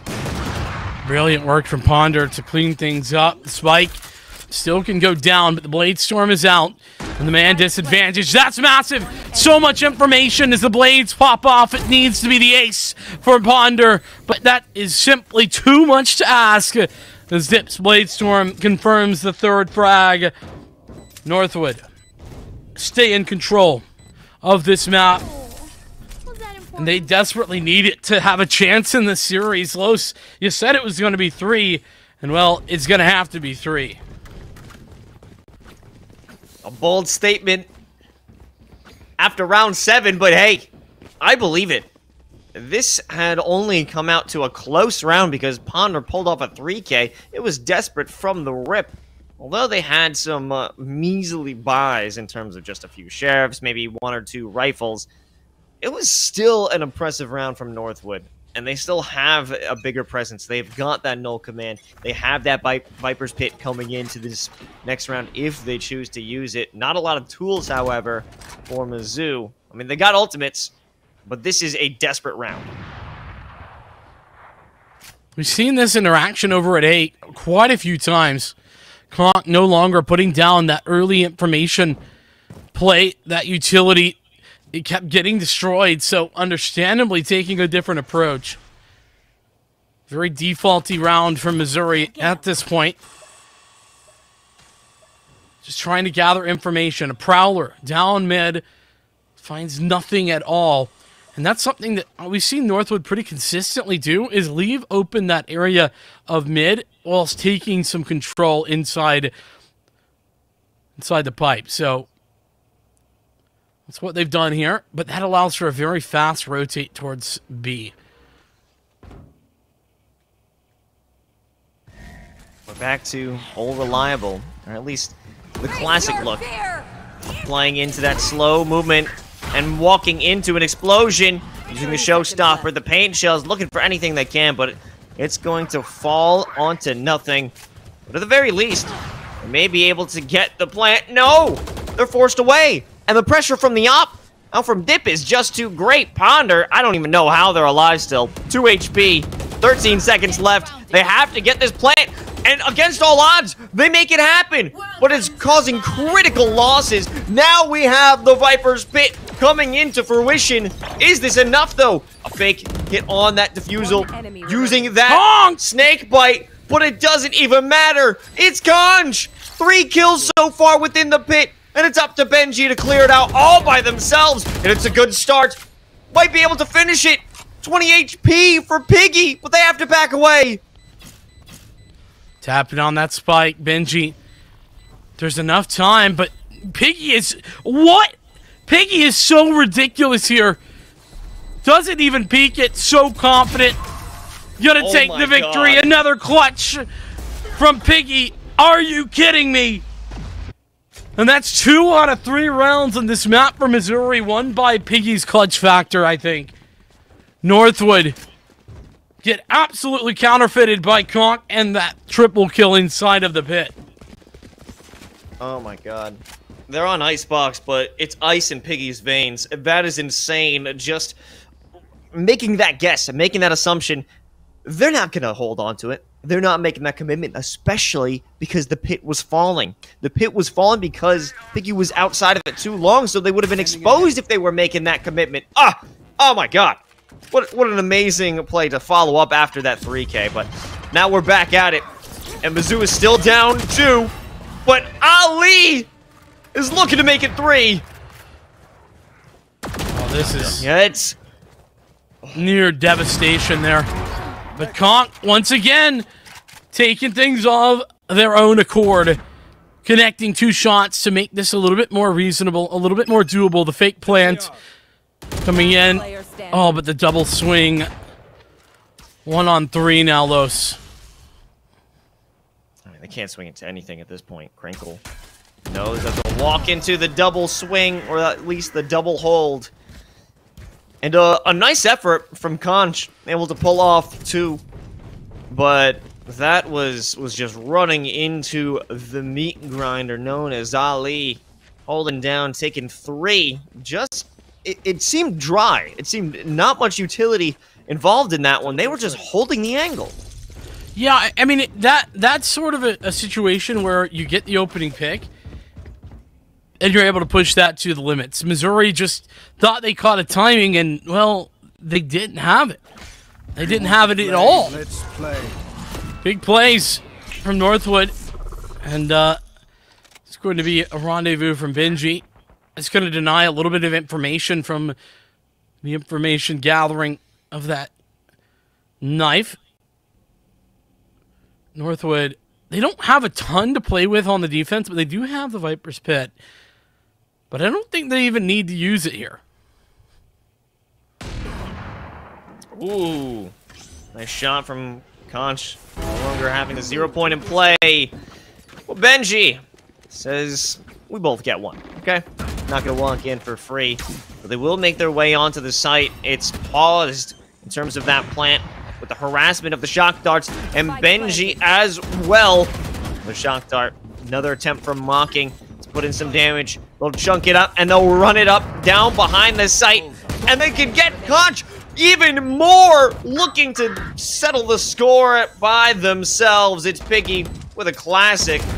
They're going to walk out of this one with a victory. It's going to be 7-3. Northwood returning to the form that we would expect. Yeah, they have done a great job on this defense. This has been a lot more clean, a lot tighter as well in how they've been playing. Remember last map, I kept talking about how Northwood were making individual plays. They had these moments where they would do things that were ultra aggressive as a solo player, or there was no backup plan or anything like that. Not only is that no longer happening, but in addition to it, we've been seeing individuals just have big moments time and time again. This is much more reticent of the Northwood that I know. Missouri, they're still putting on a show for us right now. They may only have 3 rounds, but all of these have been relatively close. Everyone jumping back and forth, and actually vision offered from those jumping jiggle peaks was sent over to Mocking, and they'll get 2 nice bits out of Mizzou, but not enough for a kill. But all that distraction, it allows Darkest to move and take space up mid. This is an antithesis of what we've been seeing from them, where they take space on the sides and leave mid alone. Not the case. Good recovery from Mizzou to be able to recoup some of their losses, but still down by 2. Not only that, but look at those 2 players. Those are the 2 tagged up by the Hunter's Fury. And Mocking looking to finish the job here in mid. Gonna do it for both. Headshot on the first, no need for the second. As Northwood will take number 8. If you recall, Missouri, they had an 8-4 half in their first, back on map 1. This is definitely starting to look a little bit more Northwood favorable. Yeah, it does seem to lean in that direction, especially that this final round of the half is only going to include 2 Vandals, 2 Guardians, but also the Sniper Stinger has been brought into play. Speaking of snipers, there's a double sniper still once again for Northwood. Darkest got hit with the Prowler. They were running for their life. The max range on that dog working out to their advantage. Ponder jumping on over. They've given support to the rest of their team, but it's really JaCrispy who's making waves. Dip in the backline. But what is Conch doing over here? I have no idea. I'm sure that Ollie is asking the same exact question. Oh my god, this could be perfect if he could flank Benji on this. Benji needs to pick up the pace, knowing that that's... Oh! Benji! That's outrageous! How's he found that? The Blade Storm in hand, but this is gonna have to be 1v3, and it will not come to fruition. That shot from Benji, though. What an adjustment made. That's gotta be in the highlight reel for sure. I mean, good round by Mizzou to take that one, but I feel like it was just completely nullified by that flick. I mean, yeah, I definitely think that Northwood had a much better chance after that flick, but Missouri with a solid 4 rounds considering where they were at. And you know what else is solid, Los? One of our sponsors, Extra Life, can change kids' health to change the future. Join the team today at extralife.org to find out more. Thank you, Extra Life. Maybe there's an extra life here for Mizzou in this second half. At least they ended it on a good note. Let's not walk into that 9-3 situation. Not that I'm a believer of the curse. But it is good to walk into that next half with a little bit of wind in your sails and a little bit of bullets in your legs. Piggy, Wait, they escape. that's not good. No, it's not. No. I was about to say, lead in the legs. That's It's the counterproductive. second half of the saying that didn't really catch on. Oh, okay. Yeah, understood. No plant yet here for Northwood. They have positioning, but understandably, they made this very difficult for Missouri on their own defensive side. So they know what can be at hand. But look at the positioning for Missouri. They know that there's no exit available to Northwood because they have the exits covered. Two players watching eagle-eyed at mid. They're going to run this clock down. I think the main strategy for Mizzou is the second they 30 decide to seconds make left. that plant, make it living hell. Spike planted. But they won't have the option. That wall denying vision, so it will be a standard retake. But so much damage into Conch, into Piggy. This retake is gonna be one of trades. Swinging around from yellow. Darkest! Darkest with 3! One Dark enemy is still remaining. looking for more. Mocking gonna take it and ollie the final. That was near flawless for Northwood. And Darkest with a classic as well. Just tapping away at the heads. And that HP certainly was a big factor considering Darkest's ability to close out these frags. Brilliant stuff. And Northwood, what a round for them to find. A pistol round here means double digits potentially on the cards before Missouri can even take out full guns. I mean, we have seen Missouri able to walk out with sheriffs and a dream and turn it into an amazing victory, but I don't know how this is going to work out. This is just a massacre waiting to happen. Darkest opening it up with 2. But the power of the sheriff not to be outdone. Power of the flash a little bit stronger. Not a flawless round, but it'll certainly be an easy one for Northwood as they take their 10th. Alrighty, it's time. This is the moment, Los, for Missouri. They need this round. They have to pick it up. And it is against the bonusing Northwood University. They should have everything that they need for it. I'm very curious, though, to see what Northwood have dialed up. They're very good at coming up with some very unique and aggressive strategies on rounds like these to catch off their opposition. Dip. To give it a high ground, but no real vision with the toxic screen. It's canceled soon. But now you've got that poison orb ready to stop anyone who goes for the plant. However, it doesn't matter too much now that you've got the no command from Darkest and running right into that fragment. It's going to be a bit of pain. Darkest does fall, and that is a big opportunity. There certainly isn't enough time to give that resurrection, but he's got an angle right down into orange, so he could relay that to his team. No. Piggy says, nah, you're not getting that free info. Well, but even so, it's a 4-on-4. And Benji's on a flank. He's already taken one out. This flank timing is so late, they're not going to know. I'm a good shot. Oh, and it's a beautiful one, but it's only good for 1. As Ali One enemy remaining. wants to ensure this post plant. Oh my god, a beautiful snake bite. It's such low HP for Piggy. They won't be able to stop for the counter play. And this is an 11th round for Northwood. They are walking through Icebox, dominating.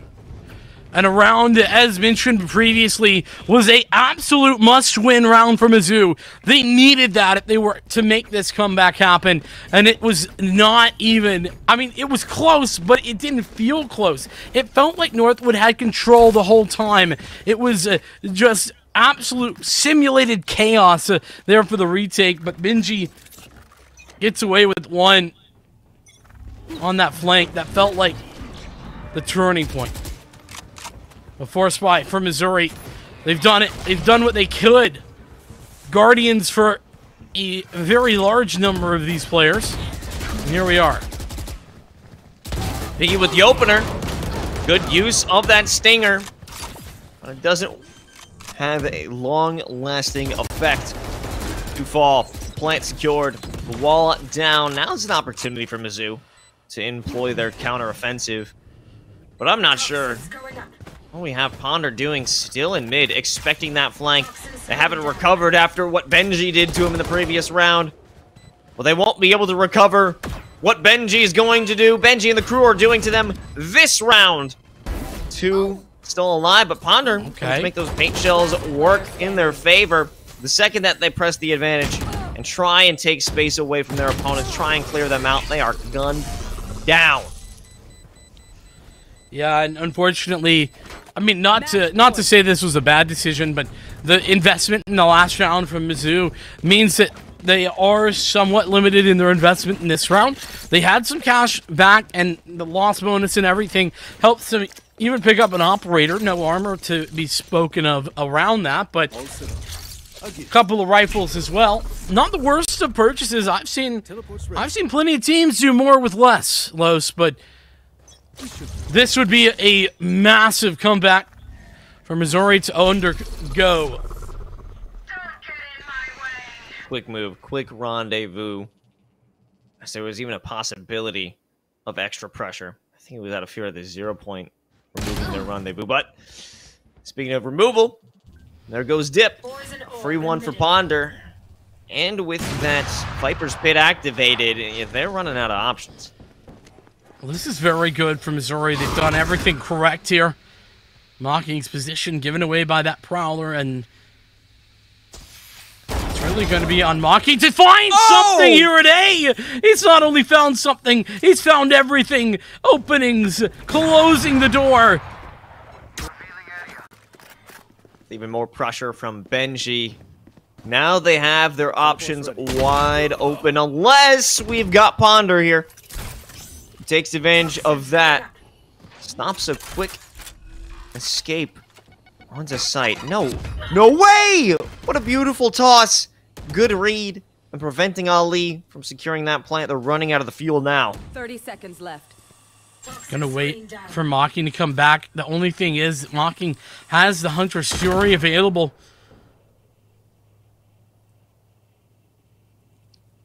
Ali's stuck between a rock and a hard place right now. It's got to be a commitment to the plant. 10 seconds left. They know it's not happening. Might walk in a swing together, but Ali, the quick swap, a headshot, and now a Viper's Pit. It feels that the deal is all but sealed. Was Mocking would be able to be hit with a quick scope, but you know that's not the case. This was a smack right back, 13-4, and Northwood are not going out like that. We're heading over to Breeze. Yeah, and, you know, as soon as those first, 5 rounds came through, I could see that this was a different-looking Northwood than we saw back on Map 1. Map 1, it felt like they were a little loose, a little too loose maybe, didn't quite have the warm-up, were missing some shots, but not only that, it wasn't even the duels that were the problem, it was that they were playing with a laissez-faire approach. They did not have that deadliness to them that we saw on this map. It was every advantage pushed to the extreme, and Mizzou, they didn't have an answer on Icebox.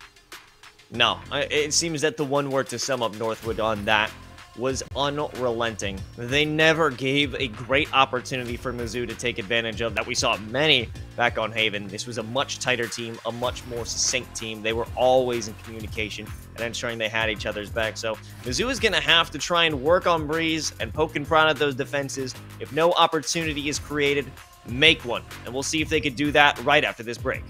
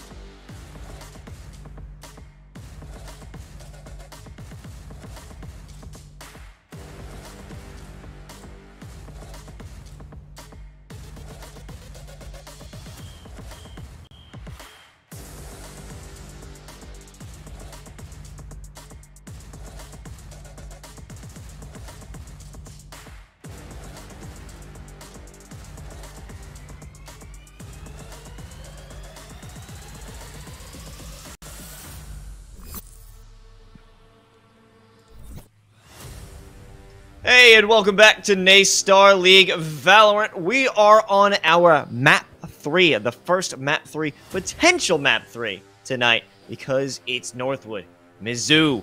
A dominant performance from Mizzou on Haven, and the roles were reversed the second we stepped into Icebox. Interestingly enough, both teams losing on their map pick. It's a curse. It is what it is. But now, the decider. It's time for Breeze. Yeah, and Los, I'll be honest. I think I got to push back on you a little bit there, because I don't think that you could compare the domination that we just saw from Northwood to what was ultimately a pretty darn close map in map number 1 on Haven, because Northwood, they just looked more drilled. They looked like they weren't making any of the mistakes that they did in the previous. And one of the things that I noted going into Icebox that I was a little concerned about, Los, it was the individual performances. We saw humongous individual plays from Piggy especially, and that simply wasn't there on Icebox.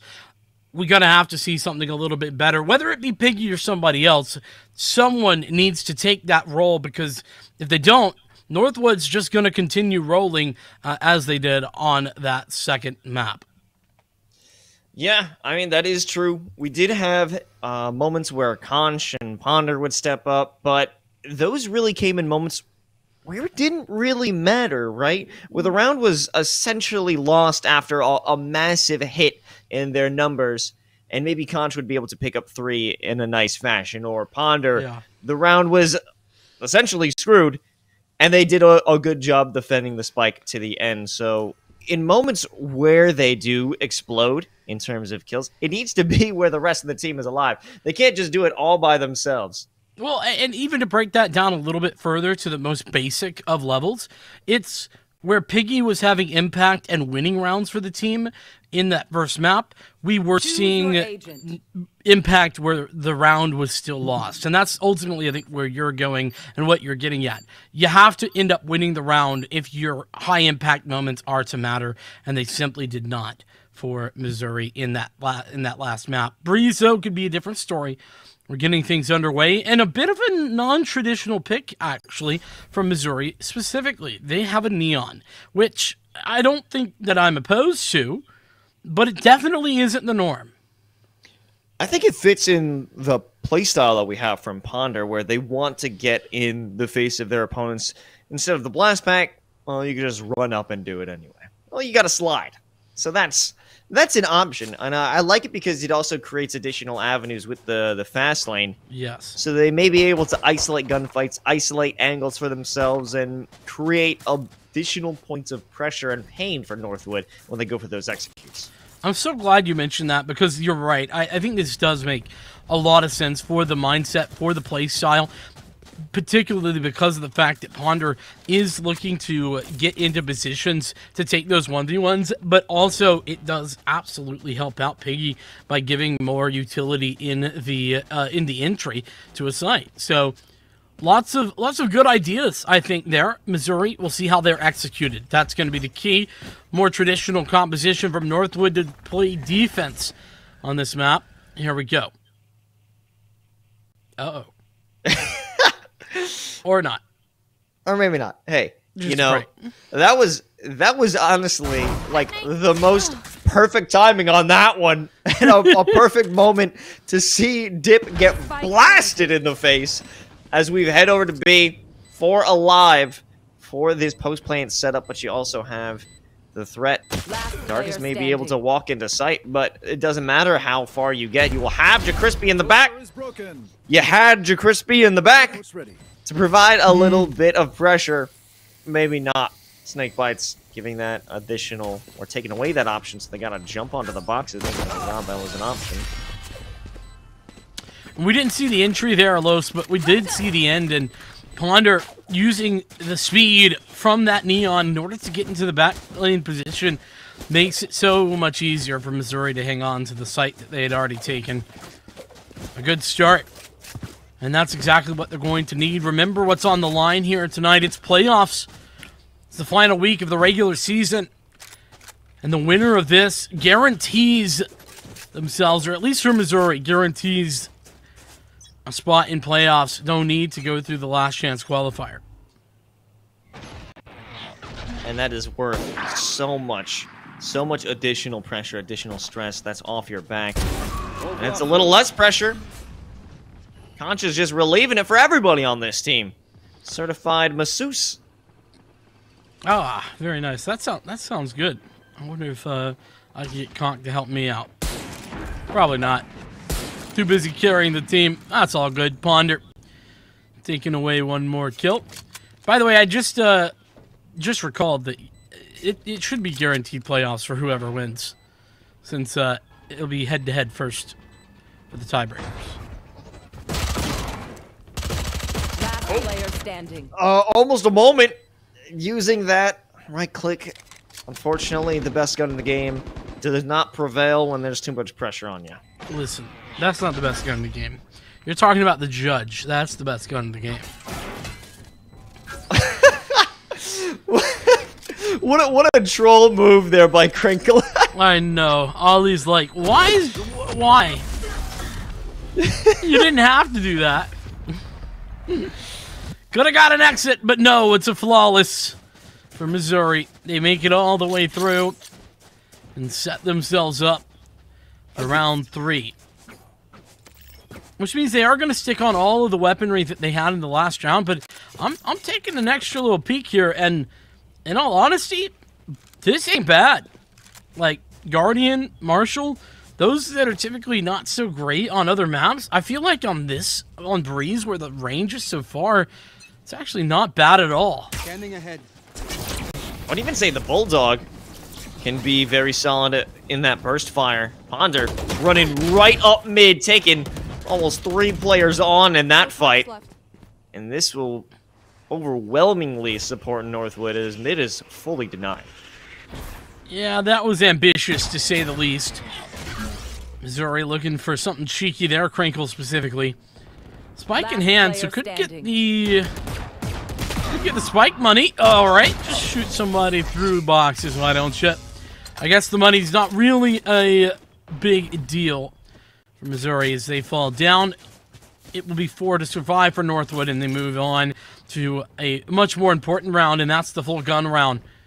And I guess, in fairness, plenty of money, so really no need for the additional plant, hey? Stats, Vincent. Stats. That's what matters. True. Crinkle didn't get a kill yet. Wanted to make it happen. Listen, Crinkle also had 0 plants in the last map. Needs to farm that plant stat. Yeah, now they're trolling. That was my bad. Okay. Yep.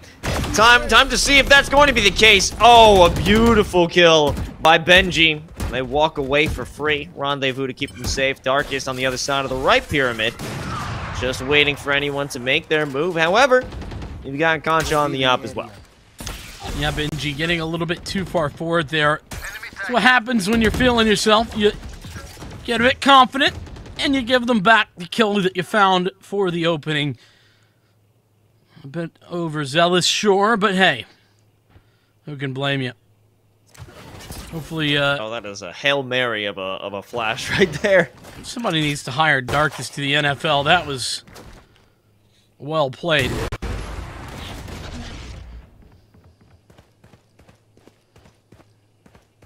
It's been a major slowdown of this play, and I would have thought that a rotation would be called for either of these teams. But you do have that consistent pressure. Ali is hanging out on mid, but there's 30 seconds left. Time is slowly ticking, and Darkest just threw the smoke for free, as well as Mocking, completely uninhibited. However, the play up from the hall could be an issue. Stopped by that snake bite, just giving pause. And now the Cloudburst. It's not exactly perfect, but neither of them have perfect shots either. And there's 8 seconds left. He has no chance. Has to call it in as a save. Unfortunate. All right, Los. I'm going to say it. I'm a little concerned for Northwood right now. They may have won that round, and props for winning it. They did a good job.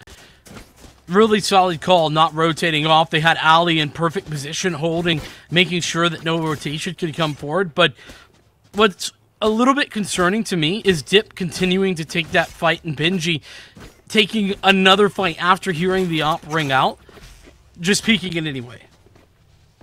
And basically giving away the advantage that he'd fought so desperately to gain earlier on. It kind of is the same mindset we were seeing in some of those rounds back on Haven. Oh, this is going to be an issue. Very forward play by Dip. However, if they stick to what you were saying, they get a little aggressive and go for a bit more. It won't be the case. This is going to be quite the rush. On to B site. They have to break through that snake bite. Ali able to hold their ground at least for one, but now the true test is being given. Oh, Mocking with the wrap around on that dart. But Ponder with the slide, shot for shot, going for everybody and collecting heads. Caught out in the middle of no man's land. There's players, but still 2-on-2 for the retake. We're watching it. The right angle. Crinkle with a critical frag. Dip, who opened the proceedings, must close them now. It will be 2 players. 25 HP. One bullet in the chamber, but de-scoping at the worst time gives the victory over to Mizzou and a 4K to Ponder. We were looking for new players to step up and be that clutch hero. Well, Ponder, they fit the bill. Some individual fights taken there by Northwood, allowing for Ponder to win them out, take those, and push it to the limit. And the big victory, considering only 2 players survived for Northwood in the previous round. This is going to have to be a Nico. Ali, the only one who has a rifle. On a bit of a hero buy.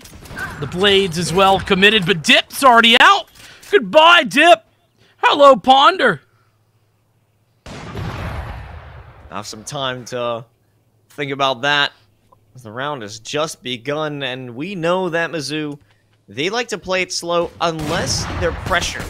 Okay, here's an opportunity for Darkest with a quick swap to the Headhunter. Denies anything on that. And this is a massacre. It's a save round.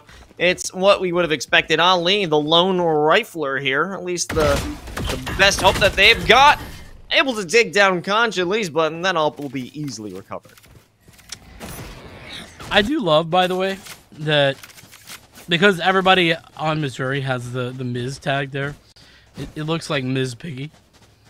I have struggled to not say that this whole series. You're welcome. Now you're probably gonna do it now that I've said something, but you can blame me. That's okay. I just needed to point it out because it was always in my head, but I've had the tempering of the finest steel, so I'm not going to break like that.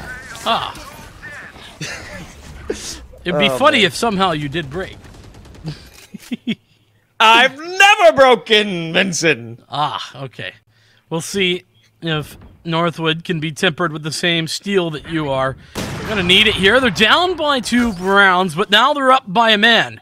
A 5-on-4 ensues with Dip getting the aggressive maneuver in towards Elbow. Dart shooter's a little too late, so some nice info on Conch's position. They wouldn't possibly expect 2 people looking up into Nest. Maybe not. Regardless, that is not the avenue potentially taken. Things have slowed down quite a bit on mid, and no one taking a look at it save for Dip all the way from B. This is much better from Northwood. A lot more passive after they've gained that advantage. Not giving it back away, and Darkest up over the top. Confirmation and conflagration from player standing. Mizzou as they fall 1 by 1. 30 seconds left. Wrinkle now. Not going to expect Benji to absolutely turn their brains into oatmeal right around the corner. And there it is. Northwood back with another round, but Mizzou's still up by 1. The money's still in hands for Northwood, but they still have to worry about the op, or maybe a plethora of ultimates from Mizzou. That's true. They got 5 of them. That's a good spot. Tour de Force is already pulled out. They won't have to worry about the Viper's Pit until a sight take You want comes. to play? Let's play. But Oh boy. Oh. There goes that. they had a tour de force. They had a Lord. null command. Oh my. This started out so promising. Flawless. But it They was had flawless. players alive. Oh my god. They had potential. There's a whole lot of good things for Mizzou in the past tense. Definitely not in practice. Yeah, the present tense, you could say it has not been kind to Mizzou, at least not that last round. But hey, the good news is it was over quickly, so they get another chance. But this time, you know, their most aggressive options on those ultimates are now gone. I guess you could count the overdrive as an aggressive option, but on this map, man, is it hard to cut the distance between you and your opponents. I'm out of here. Ponder. Bringing in the speed, and oh, that's some unfortunate lineups. Or maybe just superior play from Ali. Either way, this is another ruined round here for Mizzou. Another flawless one. This is just pain. 4K from Ali. Well done. You say unfortunate. I'd say Northwood would say fortunate lineups there. Regardless, lined them up, knocked them down. Ali playing the bowling ball to the Missouri bowling pins. Players falling left and right around him. We're down to a couple, and then a timeout here for Northwood, or excuse me, for Missouri. They have looked less and less relevant in these rounds as time has gone on, and this is a good decision to see them take a timeout here.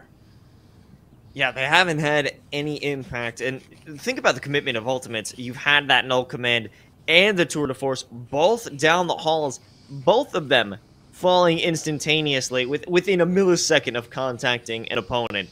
And that's not what you want when you have such a big gambit in that area and it all goes to pits. Not to mention following it up with an even more dismal round. You need to take some time for a breather. Yeah, no doubt. Breath of fresh air for Missouri as they head into this next round.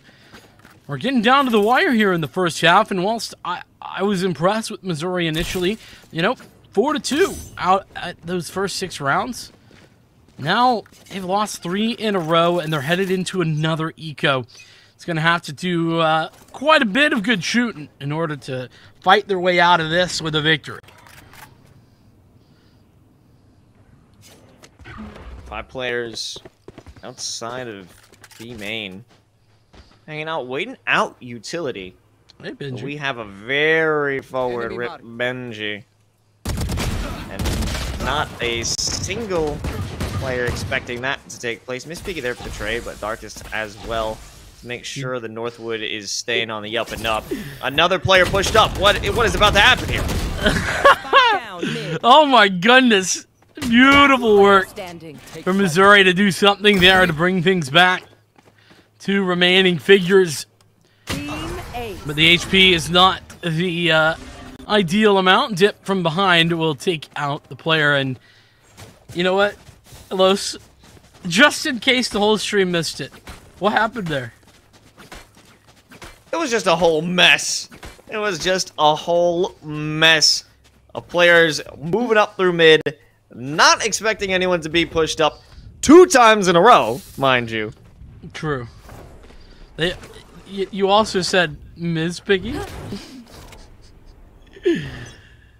You've done it. I'm disappointed. Take the round. I'm taking the round. While Los recovers, we'll watch what's happening. Northwood, they are in a position where they have a significant lead for now. I mean, and 2 rounds, you say, is that significant? Absolutely. Missouri, they can absolutely stop it here and now. They head in towards B. They've been successful here. And the overdrive as well. Looking for more, but Ali denies it with the judge. and they are stopped. However, they still take control of the site. It's only a 1-for-1, and they will get the plant as well as the Viper's Pit. So this is still looking to be an advantageous situation for Mizzou. The question is, can Darkest, peppering the pit with some shots from the Vandal, find anything? Well, it doesn't really matter about them because the rest of the team, Benji and Mocking, are doing the work. The spike wasn't even planted. Yeah, that... I don't know how they found so many kills through the smoke there. I mean, obviously, nice fight win on the back site there. I don't remember who it was who picked up that kill, but great. But then 2 or 3 players fall to spam through that Viper's Pit. That's just the worst of timings. The worst of outcomes for Mizzou. Come away at the negative. And, Los, we have a triple op setup. This is getting out of hand. Okay, they realize the error of their ways on that one. At least a double op because you got the tour de force. But in the end, let's see what information can be poked out. Well, the only info is that Ollie's here, which you could have guessed because the 3 of them that they landed, the 4 of them that they landed, kind of gave that one away, right? I don't think you needed the Hunter's Fury for that. Ali is just an unmovable figure on B. Do not line up for them. Yeah, and Ollie having the same level of impact that we saw from Piggy in map number 1, it feels like 8-4 once again. And this will confirm all 3 maps, first halves, 8-4. Which is quite interesting, considering how wildly different we've seen the second half go for either map 1 or map 2. Will it be more in the map 1 area, or will it be more Northwood domination? That's yet to be seen. A B setup for Northwood right now. And actually quite a fast rotate available with 3 players moving down mid for Missouri. I really like the setup that they have. Okay, time for a nice dash in, create some space. You've only got Jacrispian. He's good for 3, which is fantastic, but Benji is equally deadly. They've moved through into the tunnel. Nobody has been able to place that spike and act it, but it's so 2-on-4. Benji able to put down 1, and here comes Conch! Oh, no, you can't do it again. Not possible. As Ponder denies Ali from another phenomenal round. A good take, at least, but really, that initial defense is what set this round's pace. That it did. That stalwart hold in towards the site from Missouri was what was necessary. Sure, a trade eventually, but Benji couldn't find themselves forward enough in order to take something more. And ultimately, Northwood, I think they should have probably played together a little bit more there. Instead, they took the individual duels and they get punished. Northwood, though, still ahead for now.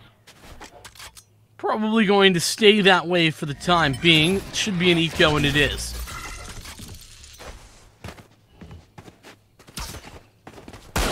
Just be Ponder to take that shot, but the speed on them is able to at least bring 1 down along with them. Plant secured, everything in place. Benji at the front lines. But at this point, no one wants to take those close range engagements. That would have been a godlike shot. It won't come to fruition, and they want to play their lives. They want to play these marshals is actually what they want to play. Unfortunately, those get flashed off by Jacrispy. And if it weren't the flash, it would be the rest of the outrageous amount of utility. Literally everything. Just completely denied. Benji for a moment thinks, am I really just gonna dry swing into 3 of them? Yep. Yeah. Yes, he is. Northwood limited there in their impact, but a plant and a couple of kills. That's really all you can ask for. And so forcing some reinvestments on the Missouri side is what you like to see. So now up to the bonus round.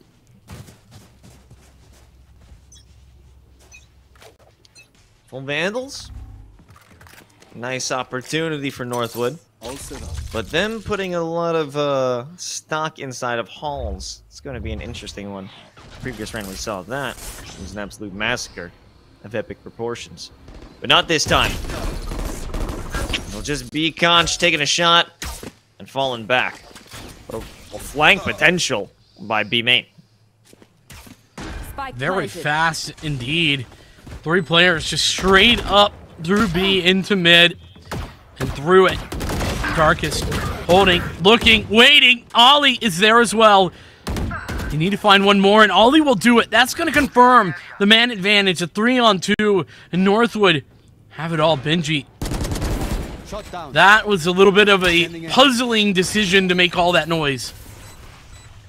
They don't have much time.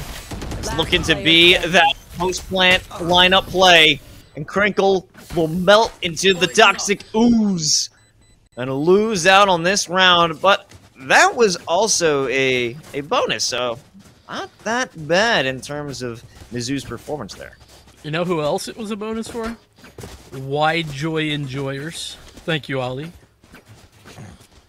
I thought I was going to be called out on something for a second. I really had my light flash before my eyes. That's the secret. I have you held hostage here. That's the only reason we cast together. That's the casting setup here at the NACE Star League. It's under duress. Oh, no. Oh, no is right. This is going to be an absolute crazy maneuver as 2 fall with the insane aggression from Mizzou. Alicia Crispy is able to take 1 for the consolation, but that is it. Crispy at least getting that 1, but yeah, it's not great. Not ideal, to say the least. Mocking, thinking about giving away another free fight there. It's all about timing on this push. 4 players ready to collapse at a moment's notice, and here it is. Flashbang. Crispy comes in for the swing, able to take out 1, but it also stalls the plan. Out of charges. Loses his life. Yet they are not out of this fight, not by a long shot. Spike planted. But they don't know. They don't know about Benji on the other side. Playing in the double door. He could be the real problematic factor of this retake, and he will be. Benji chiming out and reigning true. 1-on-3, not a chance for Conch. Has to run the other direction. And so, a small victory initially for Missouri, but this turns on its head. Double digits will be Northwood's here shortly. Yeah, that was it was an interesting idea to take that quick swing into Chop Shop, but that just was much too risky when you're not in exactly a safe position here, allowing double digits. A nice job by Conch, able to take down 2, but still losing out on the op is a big loss. However, through to Force Red. Yeah, I mean, I guess that's the only positive thing, right, is that you still have that tour de force. I kind of would have loved to see them just kind of hold on to the op, though, because I feel like if you're on the right side, Conch could just win you around, but that's just me. I'm a bit crazy like that. Yeah, Pinky on the stinger. A wildcaster. Pinky on the stinger. Okay. Pinky's been pretty good on that, especially on these sort of half-buy rounds or limited investment rounds. Okay, good utilization of that 0 point. It's also that null command from Darkest. And this was a very swift execution onto A site. Spike Under planted. complete control of Northwood. But that's a good start for the retake. Took a lot of utility to get up there, but hey, fair enough. Overdrive as well. This is good to use at this point. Last player standing. Nice kill with the finger guns. Benji's not going to give that opportunity to peek. However, they have to be quick. They have to make the commitment, not expecting it from mid. Benji has to jump down. Oh my god, Ponder with the 4K saves it with the finger guns. Pew, pew, pew. They win it for Mizzou. that might be the best play I've ever seen with the overdrive. I don't think I've ever seen it in the clutch like that before. Not at this level. And a big giveaway from Northwood in that they took the individual duels. They thought, well, heck, we can just win those duels out. No, not a chance for Ponder, who takes it 1-on-1. Dominates the opposition and forces Northwood off what would have been 11 rounds. A very important victory, considering the investments as well. Only good news for Northwood is that they too now have the investments to be made on what is a limited investment opportunity. They had 4. They've used 2 already in dip. The point of the spear moving in.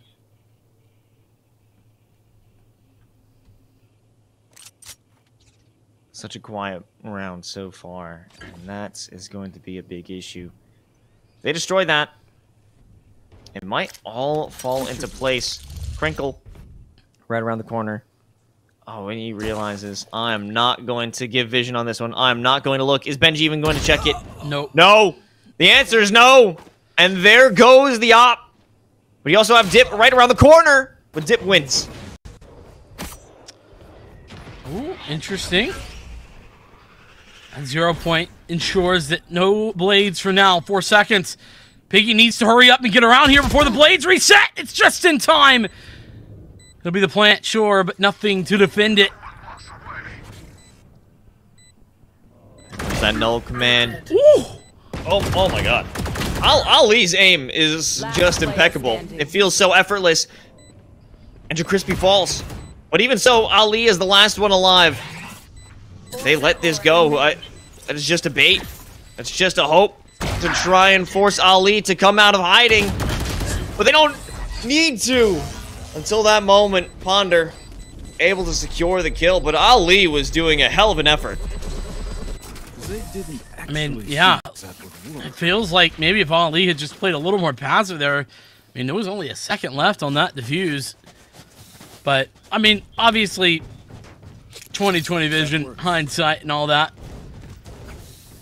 Northwood, though, that was their eco. Now is their full investment, and while they did a damn good job on the eco, but it has given Missouri a real chance to close the distance. Just 2 rounds between these teams at this point, and this is map 3. As mentioned before, everything on the line, a free entry into the playoffs versus a fight to the last chance qualifier. That is what is on the card, Slos. Nobody wants to go through that LCQ. So this is the moment. This is the time to shine. No errors. No room for them. There's the first kill. A nice one. DeCrispy's out. What an opening pick, especially from a high-impact player like DeCrispy. Hunter's Fury to play defense with, and if the sight tick comes through, the Viper's Pit as well for Northwood. They have tools at their disposal. It's just a matter of when and where they want to be utilizing them. I think now is the time. Here comes that Hunter's Fury. Forces Conch away, and they have to give up that pyramid position, so we lose out on it. But here comes the Hunter's Fury. Denies the plant just for a moment, but it also gives Conch an opportunity to take advantage of the chaos and confusion. Have to wait for that toxic screen to come back up. But Mizzou will drop one of their own. Escape route or an opening route for the rest of Northwood. They start things off with that Viper's Pit. You gotta get in, you gotta get close, and the operator just won't cut it when you need to close the distance. Piggy needs a clutch. Can't do it. Has been the one many times, but not this time. Mocking to shut it down. 11 rounds for Northwood as they march towards victory. 3 maps in, and it is still incredibly close. Mizzou, what can they afford to invest here? This is no inconsequential round, Los. This is for match point. This is giving series point to Northwood, a team that is deadly at the best of times, but is absolutely ludicrous in these high-pressure moments. Do you give them that? Do you go for the save? Or instead, do you force buy? Hope you can win here and now. There ain't no right answer. Based off what I'm seeing, what I'm thinking, Piggy is the VIP. With that Viper's Pit, that's going to be the ticket to at least taking this round, surviving this round. Guard Piggy, the president. Get the spike, stay inside, stay alive of that pit. And that is how they can at least prevent this round from going to series point for Northwood. Sounds so simple on paper, hey? The reality... Absolutely not. The reality is it's nigh impossible. But here we are in a bit of a tech pause.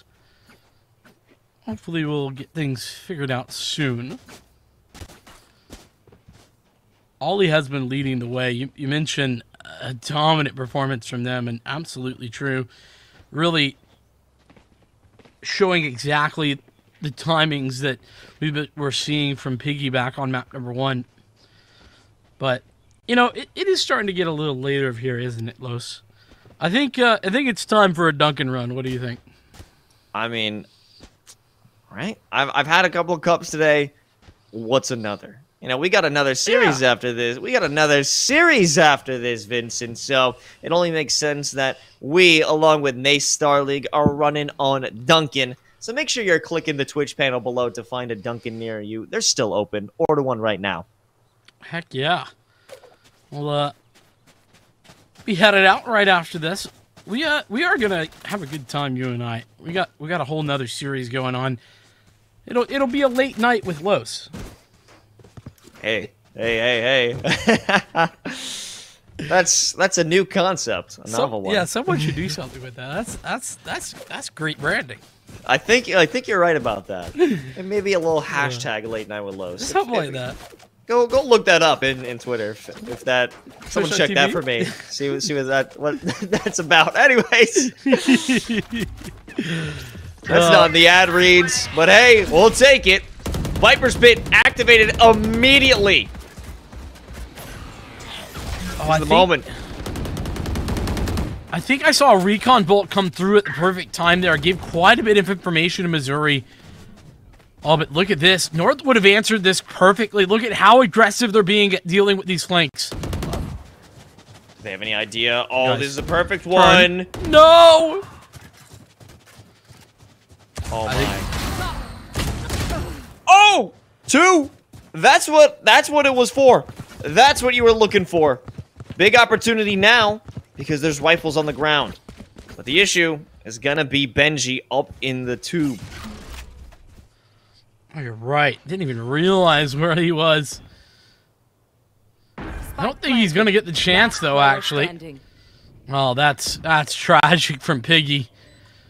Thought they had a timing. In fact, it was Ollie who had the upper hand. 1-on-3 now, JaCrispy. Not even gonna get a freebie. No. Nothing is offered for free when you're dealing with Northwood. They learned that lesson after Haven. They turned it up to 11. They're about to turn it up to 12 after JaCrispy goes for this shot. Able to take one, but you know Ali is there for the tray. So now we're entering 12-8. Map and series point Northwood. Understandable that we're in this position, but Missouri, they are on the cusp. They can bring this back. Just 4 rounds necessary to push this to overtime, and I gotta say, after that last round, I am confident that they have the ability to do so. It's just a matter of actually converting. That's a lot harder, a lot more difficult. Spike in the hands of Ali. Toxins going up. This is looking like it's going to be a very classic bait and switch maneuver, right? Lots of utility towards A. These players are going to make some noise. Meanwhile, the Spike and company head out towards B. Darkest with the quick, no command. Who's waiting for him? It's Conch. They were the first line of defense, followed up with the flash drive right on the other side of that toxic screen. Maybe playing it kind of nicely. That is a possibility that JaCrispy could stay alive at that moment. It would have been oh so sweet. If that was actually the site they were attacking, it's actually a feint. It's B. It's exactly the plan as it was entailed. Northwood walk on to an open site. They take both of them, in fairness. And the flank from JaCrispy denied. The only way back in now is 3 players in an overdrive. We've seen what the overdrive can do, what it's capable of, and it all starts with one. But realizing that there's pressure here from the window, it's all closing in, and Northwood have closed out this best of 3, 2-1 in a really strong fashion ever since that first hit on Haven. Absolutely, but that last map was absolutely close the whole way through. Remember, Northwood dominated Icebox. There's no doubt about it. That ended 13-4, and it was never a question in my mind. What was it, round 7 when I said this is going 3? That's how early it looked like Northwood had a handle on it. That is not the case for Breeze. They had a lead for quite a while, but it was never a guarantee.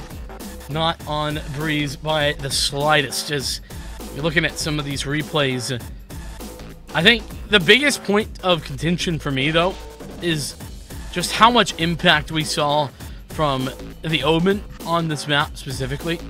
I don't think we're going to get to see some of the plays made, but I felt like we saw infinitely impressive plays from Piggy.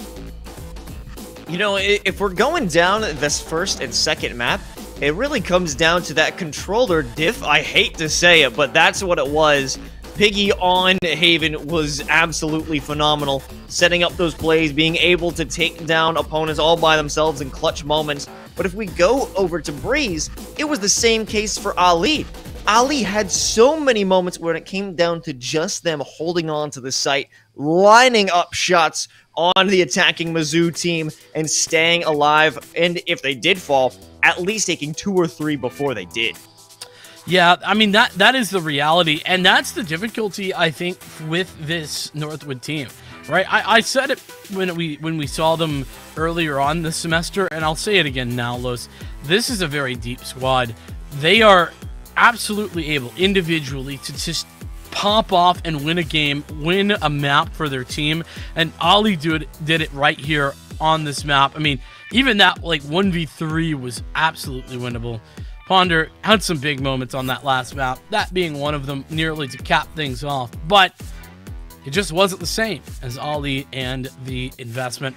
Ultimately, you and I both on the same page that it would be Northwood, but you called it. 3 maps is what it took. Yeah, and I'm happy it went the distance because we needed a better display of an equal game, or maybe not an equal game, but a much more competitive game that we saw on Icebox, because that definitely wasn't the perfect representation of what Mizzou brought to the table, of a 6-0 team.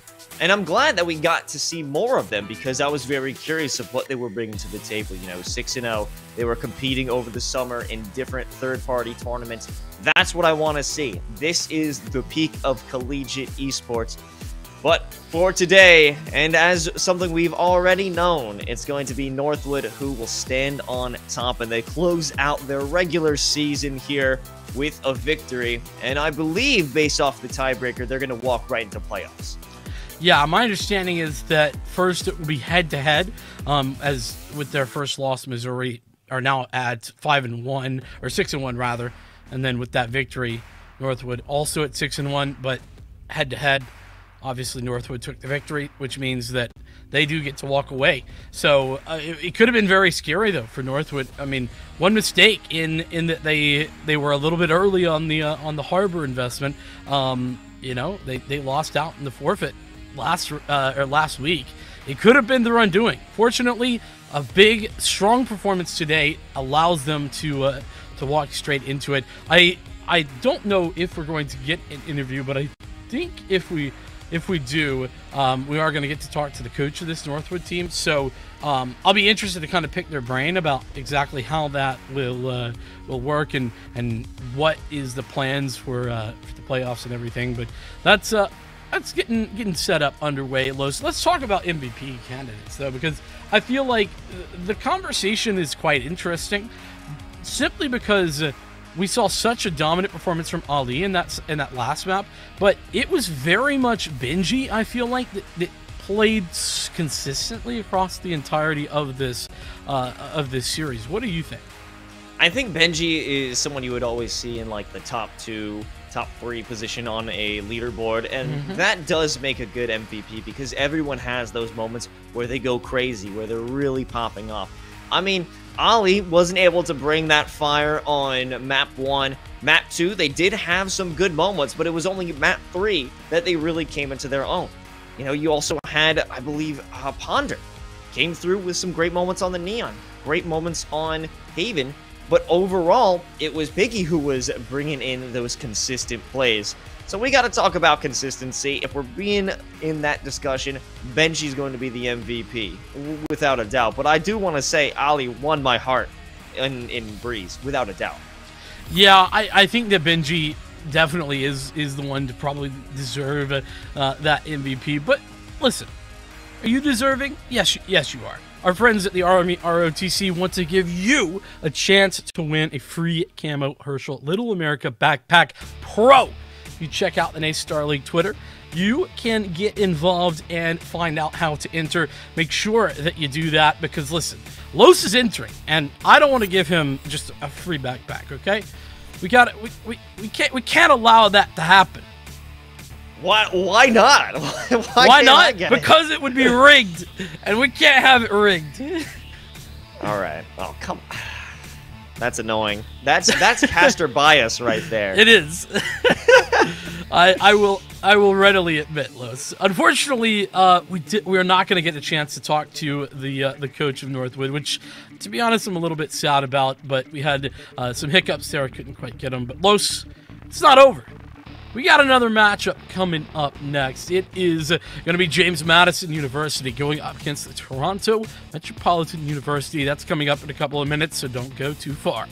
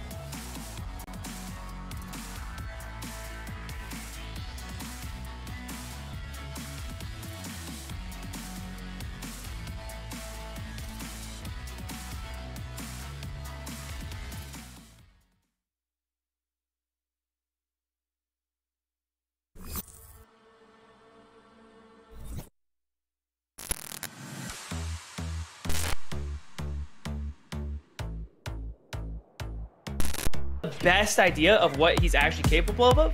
And, you know, that second stock that he had against Woodchuck, man, was actually pretty clean. And we're seeing right now 130% just added on, unanswered into an F smash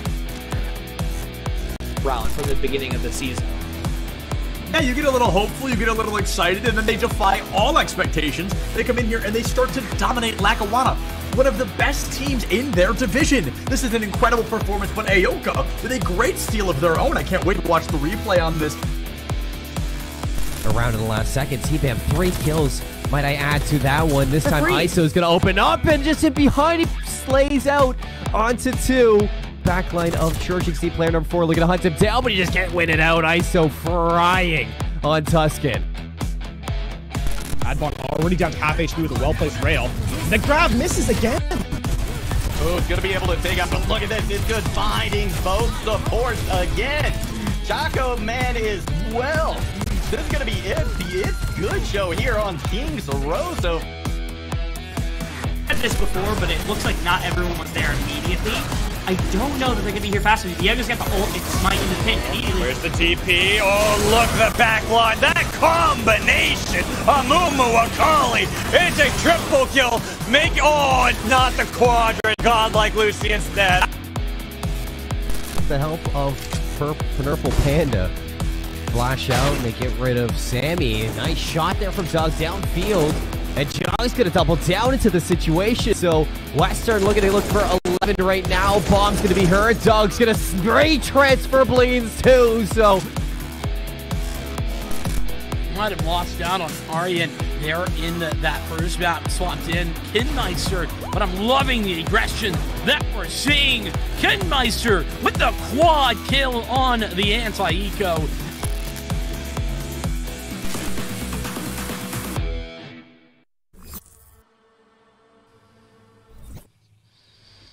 Alrighty, we have returned, and let me tell you, we got a whole lot of action coming at you. It is just heating up. We are in that conference playoff LCQ season at this point, and after tonight, we have Super Smash Bros. Ultimate tomorrow, and leading into a very long weekend filled with Rocket League, more Smash, and Overwatch 2. It's going to be a great time. Make sure that you're tuning in here to the NACE Star League for all of it.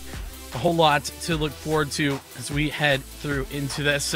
But our second matchup of the day, Los, it's going to be interesting. I don't know how we're going to top that first one, but I have faith. James Madison University going up against Toronto Metropolitan University. Both teams undefeated as they head in to fight for their chance to head straight into playoffs as well. Well, the scorelines have been top between these two teams because they're both 5-0. There hasn't been a Harbor-related forfeit among these two rosters. So, you know, they keep it clean. They've done it well.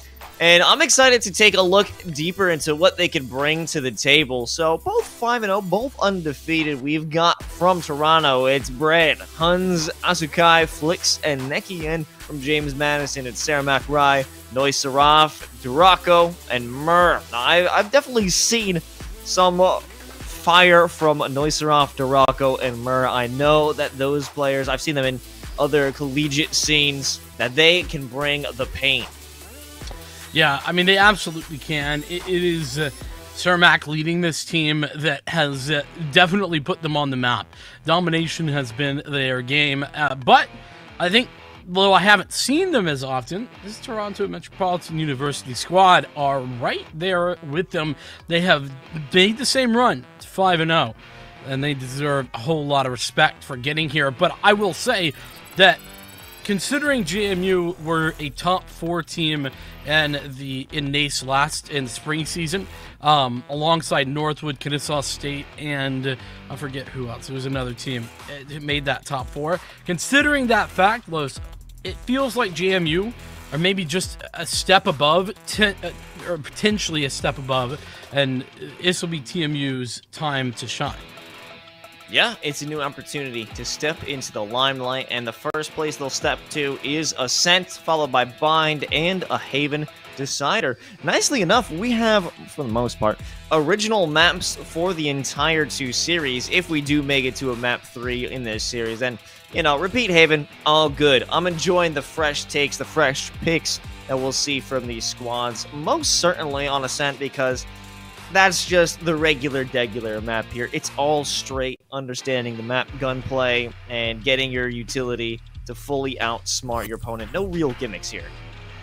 Yeah, I mean, we have seen this JMU squad on Ascent before. You and I saw that earlier back in Week 3 against Drexel University. That's the number 3 squad in this conference. So, serving Drexel up their only other loss, they are 5-2, or 4-2 if I'm not mistaken. So it's absolutely huge to see what is on the cards here. We'll see what can go down as we get towards the map.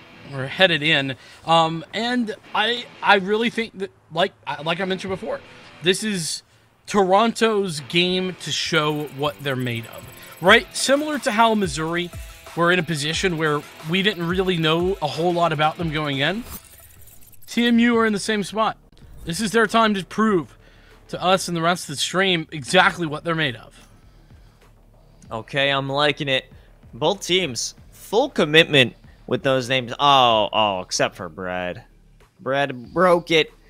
They broke the synergy in names. Throwing. Absolutely throwing. Yeah, so it would seem. Well, we'll see if they can make up with that lack of forming with the rest of the squad as we get into the server. And I'm going to imagine it's going to be mirror matchups. We don't know what Mur is going to hover. Probably going to be the Chamber. No Rye, or either that or Rye has changed their name to K. One of the two. Yeah, to be fair, it could have just changed their name. Because Rye is the smoke player, and K is hovering smokes. That could make sense too. I don't know what the information is, but what I do know is that it might be a full mirror matchup if everyone locks in with what they've got. Okay, pretty pleased. Okay, yeah, there we go. Mirror matchup confirmed, Los. This is going to be a duel of sorts. I like it. Except for the fact that this is incredibly standard and one of the most used compositions on this map. But hey, you know, that means everyone's on even footing. That means there isn't going to be... Don't... Be glad. We got Harbor! We got Harbor, guys. Use them. Yeah, I think a lot of teams going to be a little bit hesitant to be going with anything out of the realm of reason. Not that Harbor would be unreasonable, but I do think it'll be hard to justify going for something a little crazy, especially this late into the season and this important of a game. As mentioned in the outset here, Los, playoffs on the line.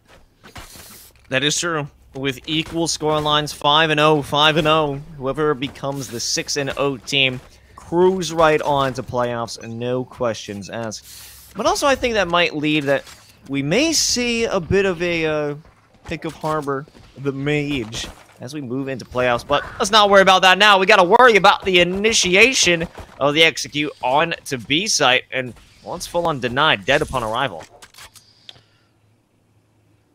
1 for 1, though, all things considered. A little bit of damage traded back and forth as well. We tend to see a whole lot of teams go for that mid to B split. Not the case. The initial aggression towards B for TMU. When that doesn't work, they head towards A. A site ready for the taking, though seemingly not interested. Toronto move out. Spike on the other side. It was up to Neki there to look for that first kill. Look for an opening. But all they did was lose a life and lose this spike. So much information gained, but Huns actually good utilization of that rendezvous, but you've only got 33 seconds left. You're not running that thing back to A. You gotta break into B. Yeah, and, well, what could have been a bit of a split from mid is now closed off Hans. Oh my goodness. Down B. Dominated by Nosarov. Desperation. He's got to break through. Maybe break down Noiserov. He's hiding behind the boxes. There's not enough time. No angle. Maybe there's time. Oh my god, the timing could be perfect. But even if the plant is secured, there's nowhere to go. No. It doesn't matter. The clock is the one who wins. And it gives a point over to JMU. Big win there. Time running out. And it all comes down to losing out that one player whilst the rest of the team was trying to convince James Madison that, hey, yeah, this is going to be an A hit, actually. But the problem is that becomes a lot less convincing when you drop the spike at B, you know? It's like, well, I was going to believe you, but now I don't. TMU giving the game away early, and oh, Rocco! The blinder. Fast as you like. A response, though, from Bread. Equally punishing one. Oh, just out of the scope! Rocco had no idea that was happening. And now, that 1 for 2. JMU having to make that 3-player retake, but the site isn't taken yet. Well, not quite. The spike isn't planted. Yeah, it had to be collected all the way back in attacker spawn. Finally, they'll move in. Murr getting an idea. Whoa. Spike down A. Clean little swing there. Bread gonna go down. And the shock darts to try and do some damage. Those are a little late, though, Los. Maybe so. But Noiserov opening the party. This is going to be a huge deal. Whoa! The collat. Massive. Gonna leave Neki all on their lonesome.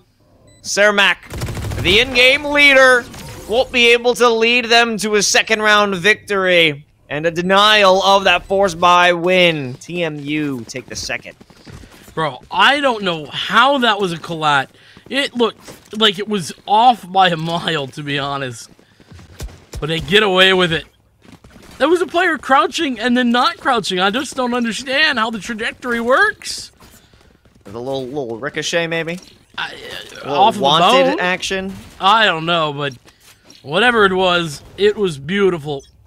James Madison, they're going to want a refund, though. Revealing area. As TMU make their plays, and I mean, Los, we already had a banger game. This is looking like we might be in for another. Banger Part 2, the Electric Boogaloo. Only here at Nate Star League, right? Of course. That's right. Huns on the hunt. Nosarov gonna go down. Open B site. Hello.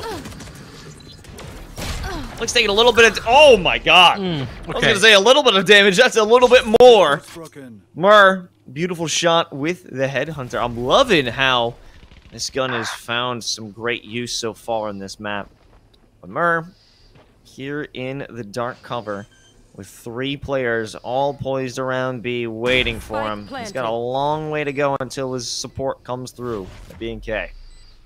Patience waiting out that dark cover. Ooh. Down to a single bullet, and well, unfortunately, a 0 point means it's time to put away another dark cover to stay the day. Murr doing what they can to hold back. K on the flank might be able to get something done here. Going to be an exit round. I think the big move is to wait for the rendezvous, but it never came. In fact, oh! Wow!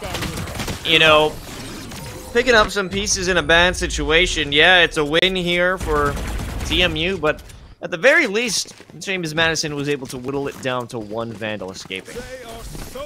Yeah, very much. I mean, basically maximum damage, forcing 4 rebuys. This is not a bonus. Los, this is a full gun. Okay, well, they all sold their guns. They heard you. They're like, what did you say, Vincent? No, it is. It is that. All right, so actually, a little bit more weaponry than they, or rather, a little more cash behind than they had a moment ago. I don't know what they all sold, but TMU have much more money than they did it just a moment before. Red taking a major miss, had the advantage on DiDoRocco, but it turns right back on him. And door destroyed, ensuring there will be no safety if you actually manage to execute on A. But otherwise, Flix gaining some ground on mid. Very common spot for that trademark to be located. Just clearing angle after angle, but to no avail.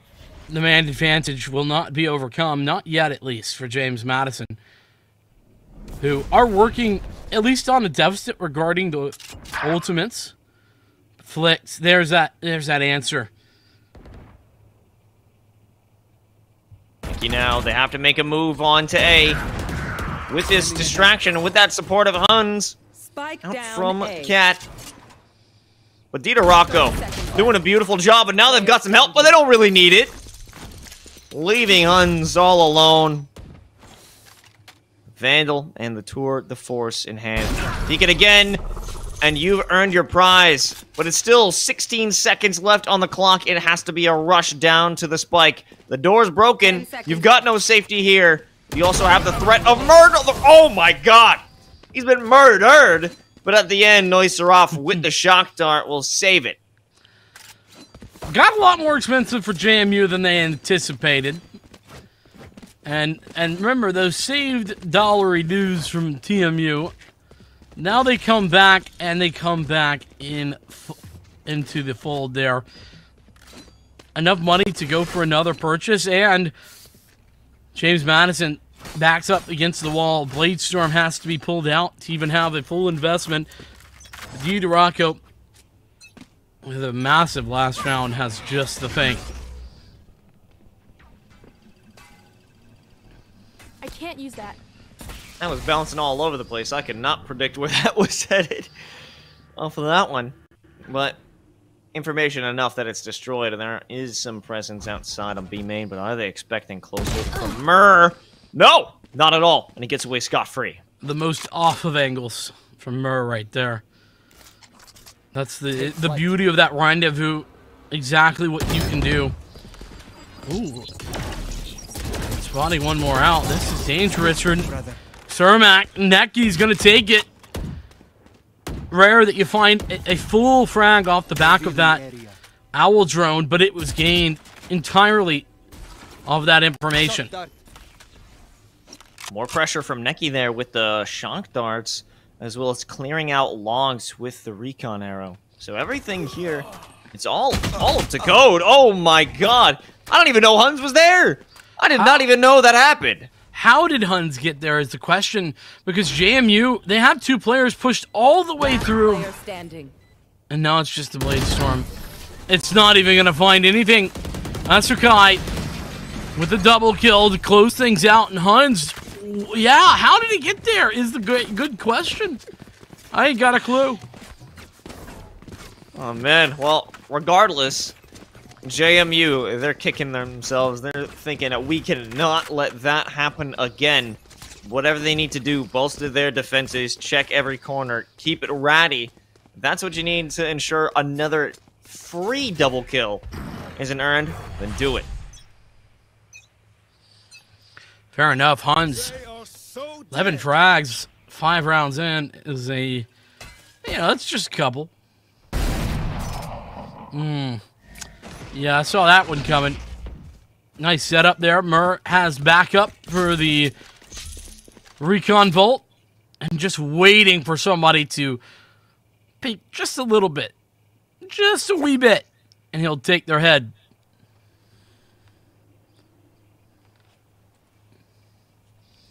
You know, you can never really tell where TMU is going to hit until about a minute into the round. That's when they make their actual move, because this could be a fake too. Sure, they've got that 0 point. Okay, now Murr is being put in an awkward situation. Another dark cover. What is Cermak going to be able to do with the classic? It's a free gun, and so is that kill. Goodbye, Flix. The Chaos is entered, and follow it up with a dash from DiDoRocco, not expecting Bread, pushed up so close. There's a crossfire from hell right now. Yeah, but a 3-on-3, Los. This is reality. Absolutely winnable, but Brett, using that null command, stalling things out for the time being. JMU, they're just hoping somebody's going to get aggressive, but nobody giving them any sort of ideas.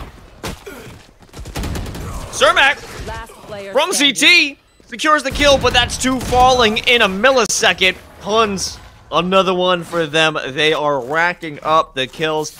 You know, round 6. What are they on right now? Must be 13? 13. 30 bomb commencing, right? That's gotta be. I mean, they continue at this rate, absolutely.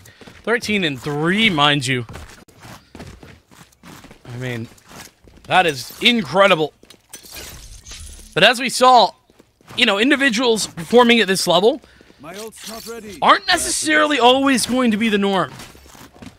Huns with a fantastic bunch of plays right now, but needs to continue for the continued success. Fast, here we go. That was an eco round, by the way, on the site for TMU. Lynx dashing in the first one, but it's K with 3. Okay. And behind that dark cover, you are not doing anything. Dita Rocco, the close angle might take some for themselves, as we've gotten Asukai all on their lonesome and lost the spike. It's got to be a save unless they want to pull something major out of their hat. They've got some money to play around with, so maybe this could be a nice kill to work off a little bit more. Asukai, more like you're not that guy. Oh, got him. Dunzo, but hey, he's good enough for the Rocco, so. Not bad in the slightest, but ultimately a fantastic round from K. That's the real conversation starter. Really getting the blood pumping as we have a very early TMU timeout, actually. They're going to talk about what the heck went wrong there, which I think is valid. I didn't exactly see what all went down, but what I do know is that they got onto the site. TMU had the information that K was behind the double boxes, and then he still picks up 3 kills. What happened in order for that to go down? Not too sure, but TMU are going to discuss. You know, I think it might have come down from so many different points of pressure that were showing themselves from JMU, because you had a player by Jenny, a player in Heaven. K was the one who was making that main focus, and they all wanted to focus on maybe different points, but the real threat was K.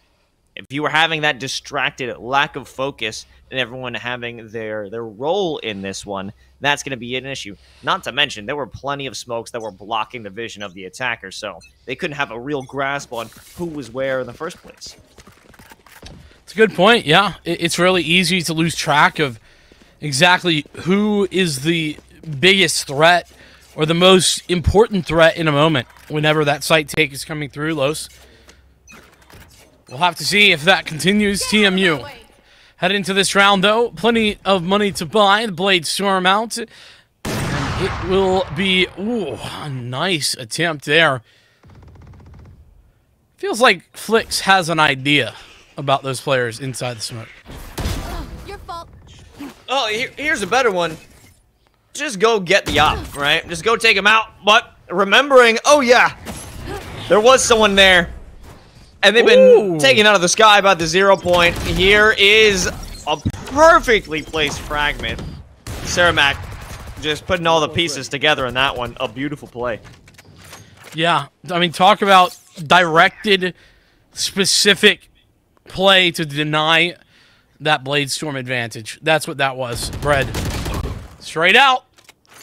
Asukai thought, oh, well, it's clear. Nope, that was just a little bit of a bait. It's all on to Huns. Huns +1, but look at how split these two players are. One at B, one at A. They're both walking out. Last player standing. I think the same trick was played there. But here we go. An opportunity for Neki to not plant the spike?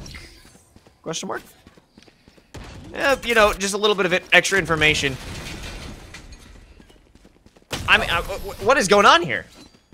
I think that's a good example of trying to trying to like get a little bit too fancy with it. The idea was Neki didn't want to break the recon bolt to give away the information that they were in spawn. So they went to go plant, faked the plant, and then went back to spawn in order to, you know, try and get an advantage because they thought they were planting. But ultimately, almost none of that information was heard by the opposition, which is why it didn't matter. JMU, they weren't bothered because they didn't know. Yeah, that was another situation where they were so far apart that even if one player did earn a kill, did gain some space to work with, it doesn't help the overall mission goal. But now, you've got a little bit more focused attention on to B. That 0 point that was just thrown from TMU, I don't know where it was thrown from, but it didn't hit at all. It was meant to go over towards tree, but it won't have caught anything whatsoever. If they keep throwing that and they don't know, then that could be a big problem. Nice attempts from Neki at least to clear that, but with the Marshall in hand, that's going to be a hard sell. Not some great firepower, but enough to break through and take down Mur. Cermak, he is the real issue. He was the real issue. There goes that null command. Oh my god, the second it was activated. Good night, sweet robot prince.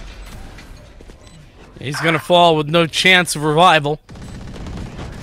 3-on-4 for the retake. TMU, they made it work. The chance for success, though, is definitely here. No Seraph. Seraph looking for more with that Odin, but it's not delivered. TP right onto the spike. A bold move from K. Not going to be a successful one, and TMU, they take it right back, stop the equalizer from occurring or continuing. And there they go, 5-4, and now more money in their hands. What a back and forth game this has been. This first half, nobody able to take a real monumental lead. It's been 2 rounds at most the entire way through, and we're guaranteed potentially that here if James Madison can bring things back to an even stead. Let's play. Of course, that's a big if, and with the tour de force pulled out, an even bigger one. I like that aggression, though, from Mur over towards B. They've got a lot of info there. They're going to push at least 4 of the rest of these players over towards A. Huge no command to follow it up. Asukai and Flix creating pressure from Catwalk. Here comes that Hunter's Fury, but it'll actually land on 2, softening up some of the TMU attackers, but not enough for a kill. They already had the information. Yeah, they were there. With this up, it's a little bit heavy-handed for this attempt. They may be better off just saving it. Nicer off with an Ares. They could be willing to send it down. Yeah, a little bit committed to this, but nice shot, at least. Nearly hits the pre-fire there as well. Would have been brilliant. But Murray is going to save the operator. And Toronto Metro, they are right back in this thing with a 2-round lead to their own. It's going to be 6-4. But James Madison, what is their money going to look like? That's the question for me. Are they broke? Pretty close to it. They're going to take some time to think about it. Think about what sort of investment they want to make. Because it ain't easy. It ain't simple. I'll tell you that. Absolutely not. Yeah. I mean, taking a look, K and Duraco, they could both put something together, get the armor as well as the rifle, but the more that you look at it, it's going to be such a scattered buy, and both of these teams, well, TMU especially, they're a scattered team. If you have one weak point with a weaker weapon where they can be taken advantage of, that is going to be the moment they explode onto the site, and it'll be incredibly difficult to stop them and root them out once they're already implanting themselves on the site. I mean, I'm not sure how many defusals have occurred, but they are very strong in the post plant. That's a good point. Yeah, once Toronto get onto a site, they have been pretty good at holding on to it. I think only 1 or 2 of these rounds have been via defusal. So, TMU in position to force this advantage straight down James Madison's throat. And it's going to be a hero rifle? No. A hero judge, even better. All right, now we're talking, Vincent. Oh, let's go. What is this, Smur? An absolute mad lad play. I don't love it. think anyone who approaches that is going to expect it. Expect the unexpected. You know what? I think anyone who approaches that can expect to die. That might be a little bit more threatening. However, good 0 point for the information. There's no escape. But you can't take this swing slowly. Oh, it's a miss! But they have the information, and they have the space to take for themselves. Yeah, but getting onto this site, it's not free. Mur going to be in position. There goes all of the utility, though, to make the entry. Oh, my. Mur with the judge just waiting for that teleport onto the back of the site. What is this round? Mur getting it back in there with the operator, but here comes the Hunter's Fury, and Neki is spotted out one. Damage to D. Duraco, but Cermak with the Sheriff is laying down the law. Mur no longer the operator in hand, but the man disadvantage for TMU as they move forward. They desperately need it. 1-on-3, but Neki has his third. The fourth just not available as D. Duraco dominates to put that one to bed. James Madison, they walk away with the round. That was an absolute clown fiesta of a round, and the fact that Neki was able to take down 3 and turn it into a 1v1 is just speaking to their skill in isolating those fights. It was a great defense by JMU, being able to concede some space, allow TMU to take the site, but not really take the site, as the spike was never planted. What really surprises me is the fact that K was able to stay unnoticed by that from the shadows long enough to get a kill with the judge. Did K from the shadows in there as well? I think he might have. Can we get a quick scoreboard? See what those ults are at? It's 2 out of 7. That's what it is. I think he did. I'm speculating. He had to. But I didn't see him at the beginning, and I was like, how'd he get there? But Flicks, I know exactly how he got here, Los. He dashed in. See what else he's capable of. There goes K, someone who has been a menace by the dice. Not this time around, but you don't have the spike in hand, Flicks. They need to go huge, but they run out of ammo. The Jiggle Beak dance from Cermak wins the competition. They have control of that spike. Oh my god, another one! A fourth from Cermak! Who is this man? The leader. The absolute beast. Dominance on the server. And 6-6 the score. JMU in incredible fashion. Bring it back. 2 quick rounds and it's theirs. Cermak with a brilliant last round of the half. Stepping up and leading the way straight into victory. We head into the second half. Tied up 6-6. This might be TMU's pick, but man, is it a close game. You know, we were speaking earlier about individuals stepping up, and we really put in a lot of stock to Huns, who hasn't been able to show up in these recent rounds. Like we saw Cermak, like we saw Neki, both making some major appearances. Huns, who blew us away in those first few rounds. Quiet. Silent. I mean, and sometimes that's just a reality where, you know, you have a hot start and you just can't keep that level up the entire game. It's definitely a common trend I have noticed, and that's why whenever I see it, I get worried, Los. But listen, there's a lot of game left to play. Hunt's absolutely capable. It's just a matter of seeing that capability shine. Comes down to creation of opportunity, and that's some great information given. Nice. I can't use that. 0 point. No dashes available.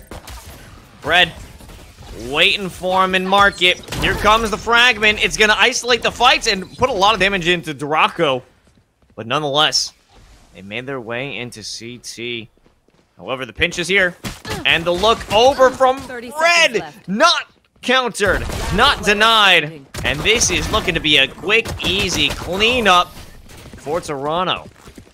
Well, you called him out, and Huns delivered. That's absolutely what I'm looking for. Exactly right. 18-8 now. But you're right. It was very quiet there in the last 3 or 4 rounds of that half. But step back up here. Took 3 kills. And is still dominating overall. 6-7. James Madison down for the count. But certainly not out just yet. They're going to save Duraco, the only one to invest anything more than just abilities. A Sheriff in hand for the Jet player. We'll see what they can do with that. A very spread offense. As this round, it's not about winning for JMU. It's about gathering information. Timing right there. Flicks realizing probably not going to get that opportunity again. Better play it safe and play it back onto the side itself. Duraco had no idea that was coming. That's for sure. What a run and gun from Neki. Not a clue that that was on the way. You're right. Again, though, slow from JMU. They don't want to. They want to give themselves as much opportunity to gather information about how TMU are playing their defense as they can. I think that's the goal. And we saw very methodical play from the JMU defense. I think the same is coming for their offense. No one noticed with that 0 point, but it's going to be a dance. Cermak and crew, they're hit with the paranoia. They don't have much time to make a rotation, and this is a insurmountable obstacle. And Flex, look at make that shotgun Marshall a debut take place here. Well, they've got it. They have that crossfire as well. Nope, it'll be Asuka. It's a flawless round. And a little bit of extra celebration. Hey, very well deserved and a flawless victory. You know, limited investment, sure, but wins are wins. You take those to the bank. It's time, though, for the bank accounts to be empty. James Madison, they will do just that. Credits no more. It's rifles in hand. Actually 5, rather, against the bonus. Toronto Metro, what do they have to offer? I'd like to see them get aggressive in this round. Oh, Neki, well, what here we are you doing? Oh, dink. Shot dart. Maybe more? Oh, God, there's not enough bullets in the magazine. Sure, there's some damage. But now you've created an opportunity. There's not some damage, Lewis. There's a lot of damage. Spike down, B. I think this comes down to another one of those situations. A incongruency of the focus. Both players looking up to market when the real threat was placed down on Speedway. Now they're caught. They're stuck. And if Flix runs into here, that actually creates a wonderful opportunity. Last player standing. Well, that did create a wonderful opportunity. Now suppressed 13 health and not much more to be gained. It's going to have to be a wild ride from Mur to bring this back. Oh, no! Asukai! A brilliant end to a brutal round. And TMU, they take 3 in a row. They win against all odds on their own bonus. And it all starts with the multiple dinks. That Stinger, it might not have gotten any kills, Los, but it sure did farm up some damage. Perfect way to soften up your opponents. And it gives Asukai a great opportunity to pepper them down with the Ares. Well, may not be known for its amazing damage dealing. It made everyone feel the pain since they were already on death's door. And that was just some great intuition using the sound cues to stop that rotation. Like, beautiful stuff And I like the fact that it it was a leg shot, so it looked like Mur just got leg sweeped. Yeah, it did. Poor Mur. That was unfortunate to say the least. The timing not on his side, but the audio cue brilliantly answered. James Madison.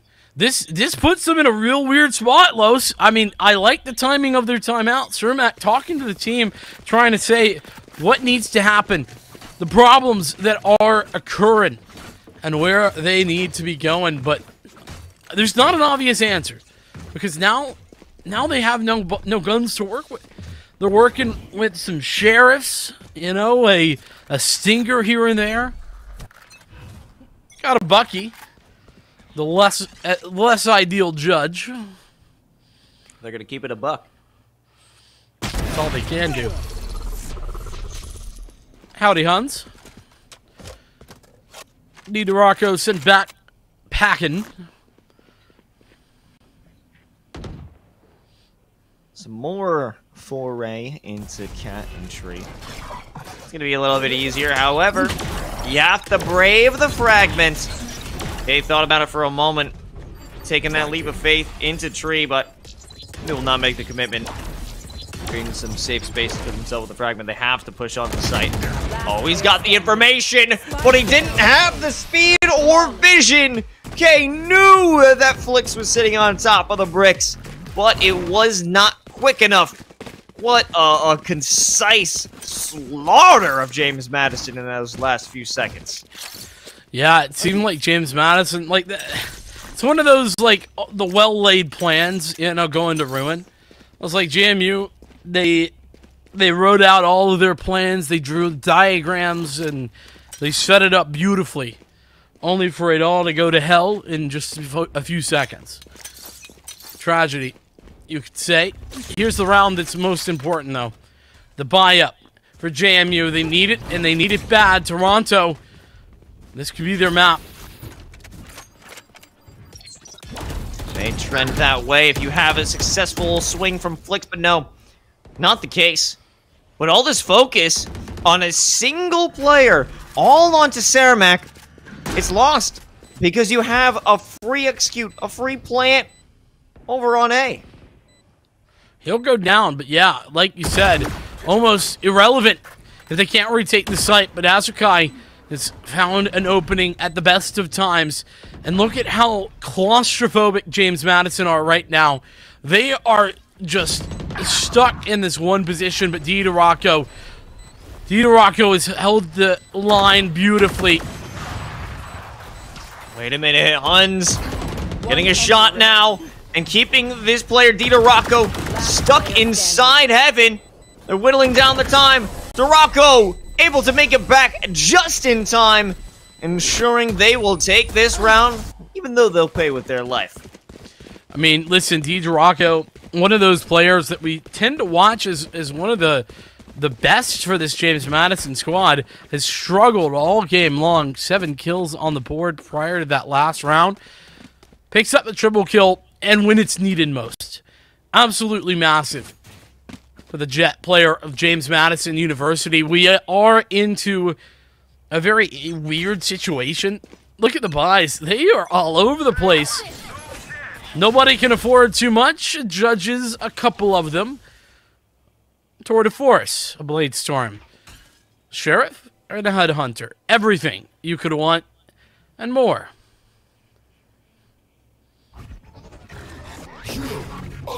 Comes that null command. It's going to spell some trouble. Neki, not even a second to think about what's happening, or a second to shoot, no less. They're pouring everything that they got into this round, but bread, he's stacking up that bread. Regardless, it will be a plant. Cermak all the way in no man's land. He's not being revived, so they have to focus on this retake. Yeah, but it's a 3-on-3. It's okay that Cermak has gone down there. As long as they can stay alive here with Flix's Blade Storm coming through. Taking out the knife at the wrong time. Oh, no! Absolutely mad. But now judge time. Who will pass judgment? They're playing. Now Mur revealing their hand. They have to move. They have the opportunity here. Just one shot into this chamber will seal the deal. But again, it's coming down to time. There's no time to lose for JMU as they're winning their way back in Ascent. And once again, losing a player on exit. Only one survived this time for James Madison. Better than 0. I'll give him that. But hey, that ain't great. But they have cut the deficit. They've cut it in half. It's only 2 more rounds for them to win. What's crazy, though, is Toronto Metro, they're still buying.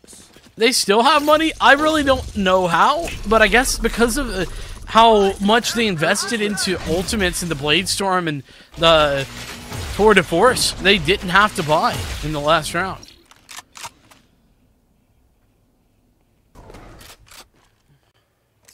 Keeping that money stacked up. But what I like the most here, the judge. I think that goes without saying. Huns, leader of Huns and Homies, also known as Toronto Metropolitan University, isn't going to be the one to take these crazy engagements. They're keeping it close, but based off this rotation, the very slow plays that we're seeing from JMU, it's looking to be an A-hit. Duraco with just a Bucky in hand this round is going to be difficult to utilize effectively. They're going to run into Flicks first. It's forced out via the Owl Drone. Going to fall back onto the site. Cermak, though, that's important. Oh, this is crazy. Flicks under so much pressure right now, but staying alive inside of those Cloudbursts. Maybe giving themselves enough time, and they do! Flicks outside of the Cloudburst, able to save themselves, pick up 2 kills, but Duraco is there, turning it to a 1v1, sitting underneath Heaven, just 10 HP. But it's Judge in hand. It's a Judge in hand, but they won't even have a chance to use it! Duraco with a 3K clutch saves the day, and they walk out by the skin of their teeth once more. Duraco coming up huge in these last few rounds. As mentioned previously, was having trouble in the early stages of this game. That first half, not the greatest by a long shot, but has stepped up. 6 frags between 2 rounds in a massive way. The clutch factor is there. He's certainly pulling the weight now. TMU and Huns back on the Judge. But it is going to be a difficult round, and I guess he's going to need the When Pigs Fly Judge. Big opportunity. They're about to cross paths, and Huns wins it. Now the remaining force of JMU, they're trying to work their way up mid, and they are destroyed, dismantled. They will be able to Shrouded Step away to safety, but how safe are they? How long will this Bastion last? Yeah, James Madison, they got benched there. It's so unfortunate, all the timings do not go their way. And no, my goodness, Kay with the spike down. Ghosts are off. 1-on-5. Has taken at least a kill, but no armor. Oh, another nice shot. Give him another. He's got it. Give him another. Lining him up. 2 players, but they've swung at the same time. A good setup. As Azukai will take it. Do not give that player their ones. It seemed like a hopeless situation, but every second that passed, Noiserov was making it seem like a reality, like a possibility that they could turn this round on its head. But still, only a 2-round disparity between these 2 teams. This is incredibly possible that it can go the distance. It could possibly go to OT, but at this point, it's almost guaranteed map point for Toronto. Feels like it, no doubt. I mean, James Madison were on the comeback trail right there, but they lost in that round, and that round was key. They're going to be walking it in to B here. Only 1 player elsewhere. That's today, just to apply a little bit of pressure. Here it comes. One's waiting for this very moment. There goes Duraco, a star among James Madison University gone. Spike planted. And they lost to Bucky, too. A pretty big hit. A huge hit, if you ask me. The spike planted, though. They've only lost that one player, so... I mean, as retakes go, this one's a little bit more doable, but nice Roth going down. A little less so. Big paranoia coming through to blind both players in the back sight. And this is just a collapse. Murr! Pick it up, too, but it simply won't be enough. A lot of economic damage. And a bit of happiness around getting this map point here for TMU. They're looking strong and looking to close it out here and now. Yes, they are. 12-9. It's going to have to be overtime for James Madison if they want to win here on Ascent. Of course, just 3 rounds. I'd say that's doable. Murr bought down to nothing. It is just 1 orb away from the Tour de Force. I would assume they're going to fight for this B orb. And yeah, looks to be the case. Shadows traveling. Sakai taking that first approach. They have already committed that 0 points, so won't be able to use it for information, but the smoke presents itself. That's information enough. Bladestorm committed as well. Now Hunt's position is known, baiting out the shot. Nice peek there. Earned orb. And it goes play, over let's play. to Murr. Tour de Force activated. Asukai, the lone player, holding on the site proper. I'm wondering if they're going to check this. They have to. They can't fall prey. They can't fall victim to this simple trick when so much is on the line, and they do not. Retake now. Time for TMU. Basically, no way to get back onto this site for free. DiDuraco gonna go down. But you gotta keep in mind that there's no more Bladestorm available and the Tour de Force is still up. Red already gone. And a blind shot from Neki. Sure, that's nice. But you still have so much more to do. But every second that passes, it looks easier and easier. But the pressure's mounting, and the time is dwindling. There's no chance Neki can walk out with a victory, but at least they could walk out with a few extra frags if it's allowed. Will not walk out with their life, though. Neki gonna go down in the Endeavor. And James Madison. Ooh, this is a little scary, a little interesting. So TMU, their money is good for this round, but it's not like they have a lot behind it. So if James Madison can win one more, then they're in trouble. And I think that's a bit scary. I think a lot riding on this round, considering the limited amount of investment that TMU will have if they cannot win it. Only good for one suppression, but now it comes with that null command. So much utility sent out. What is this Hunter's Fury going to find? Not much of anything, but has to be canceled due to a nice from the shadows. But in the end, it's 5-on-3. This retake is going to be more than difficult. Yeah, that's the real difficulty. Jump scares aside from Asukai getting back in here. The only positive, the paranoia is still up and ready to go. Where do you throw that, though? I think this is just a save. This has to be a save for TMU. And I think this is the right call. This is the perfect call for this scenario. They don't have enough money to buy into the next round otherwise. But they will, as long as they can save 3 of these rifles. They get some exits, and they do some damage. Ultimately, James Madison not going to care whatsoever. And they live to fight another day. Another chance at survival. And, Sir Matt, why'd you go down? There was nobody close.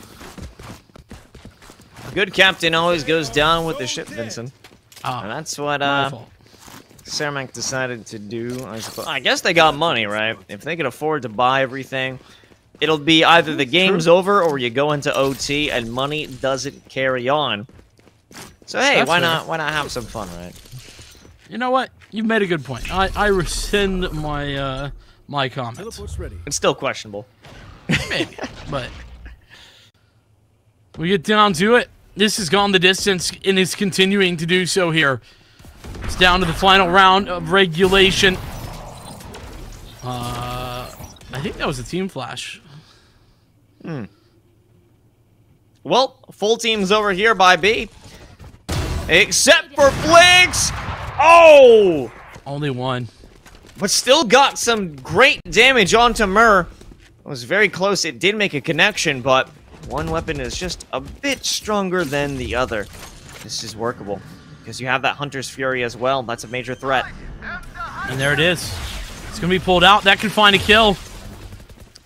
Oh, no. Retreat. Oh, no, there it huge. is. There's only one Surmax down. player. Only one left. It's K. Wanting to hold things down by themselves. A 1v4. There is no chance. TMU. They come out as unknowns and they start making themselves known here. They're making a name for themselves in the NA-Star League with the first map victory. Yeah, I mean, again, I feel like we're having a similar conversation that we did about Missouri in the first series, where map number 1 is concerned. TMU, listen, that was their map pick, okay? Fair enough. And James Madison put on a pretty darn good showing, but they were not able to overcome. There was a lot of those rounds where TMU just kind of played a little bit better. That last round especially is a good example of it. Getting that 1-for-1 trade, letting them get onto the site, and then right up until the point where the spike gets tapped and the Hunter's Fury comes out, able to confirm that frag that the judge had started. It all comes together full circle, Los. And this is TMU on the cusp of stamping their ticket to the playoffs. That's right. That's what it's all about. Just winning one more map. And they'll have to do it uncontested in that LCQ. And I'm liking what I'm seeing so far from this team. And their willingness to use those judges, realizing that JMU is a team that loves to rotate. So, you know, you could have some additional support like we saw in that final round. You know, but they didn't want to make that full-on commitment. Keep an anchor with the judge. Let them run into it. Why not? And it created some great opportunities. So the reading or the learning ability from TMU is something to be looked at closely. But we'll see if they can continue to learn more about their opponents on JMU after we come back to Bind right after this quick break.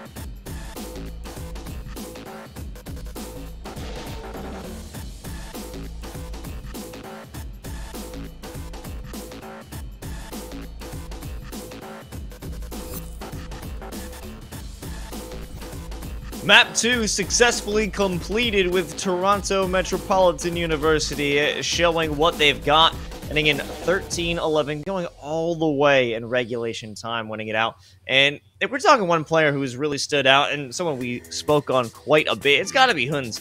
This player really is phenomenal. 27 frags in that previous game. But the question that we've consistently asked about star players, can they keep this up? Problem, right? Like, you have a great performance in the first map, and listen, I don't want to take anything away from that, by no means, but what I do worry about is if that is something that can be continued. The thing is, though, that was TMU's map pick.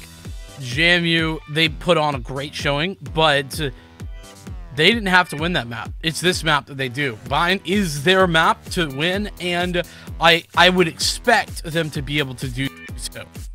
But I love the fact that to see an opportunity for Toronto to win this in a sweep, to show us exactly what they're made of. That excites me. Yeah, that would be a wild prospect. I'm not against it. I would like to see another series go the distance because I want to see this back and forth. This has been incredibly close, and it's just enjoyable to watch. But if it is going to continue in this fashion, I would be pleasantly surprised to see if the squad from the north, with their free Monster Energy, as Monster Energy is given out to Canadian campuses, see if that makes a difference. If the squad from Canada can make it happen in two, I mean that would be awesome to see. Yeah, no, it absolutely would, and I'm in the boat for me, where everything could come up and TMU could walk away with this. But hey, if it is a situation where James Madison do what we expect and take their map pick, this is going to 3. Unfortunately, apparently Riot has nerfed us. We have been hit with an update in the middle of our game. I know. What did we do to deserve this from Riot? I have no clue, but what I do know is it's going to take some time for us to get things going. So we are going to have to take a break. Apologies for the troubles. We'll be back in just a little bit as soon as we get everything updated and the teams back in lobbies and all of that. So don't go too far. We'll be right back.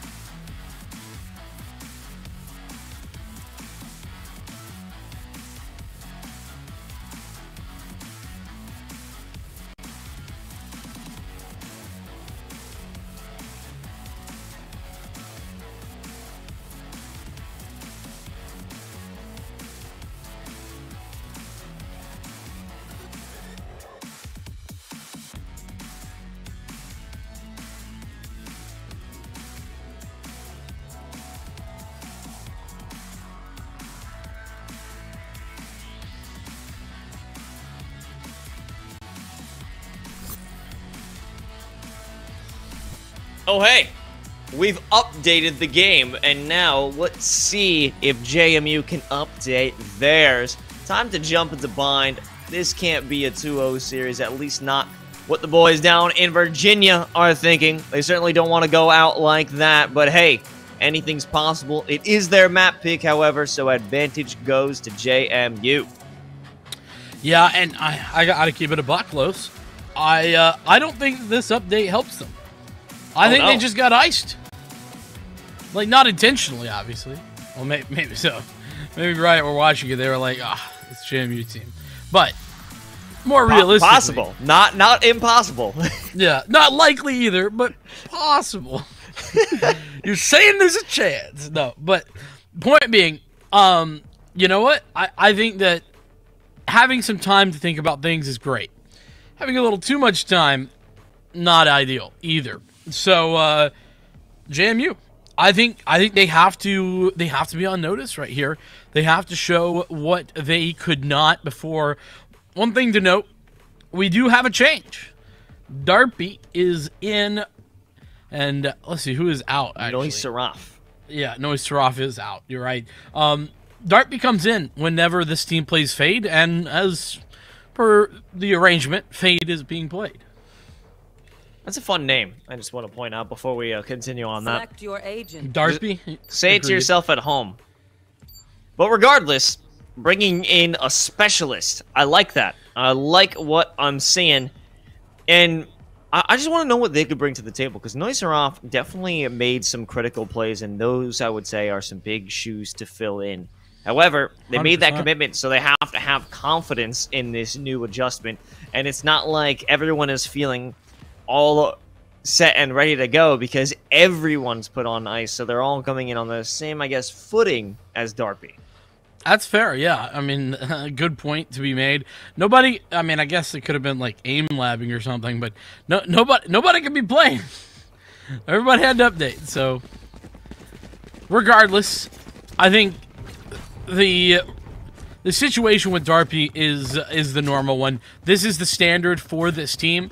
This is what they do every time, and so it'll be just as normal. I'm looking at the setups here across the board, and is this a full mirror? I think it is. We saw a mirror back on Ascent. Same here. Oh, of course. Everyone knows the best lineups or the compositions, and this would have to be one of the standard. You know, no KO really necessary when you have Fade and Sky as those big-time information gatherers and all the dogs that can clear the many angles that exist here. True. Yeah, lots of dogs. Let them out. Mer. About to die. Get a chance. Nice, nice shot. Huns will say goodbye to you for now. Bring them down.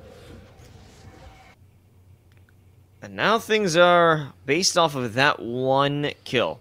All players moving over toward B, save for Duraco, who's in a much less mobile, but in a similar role here on the chamber. Still have that option.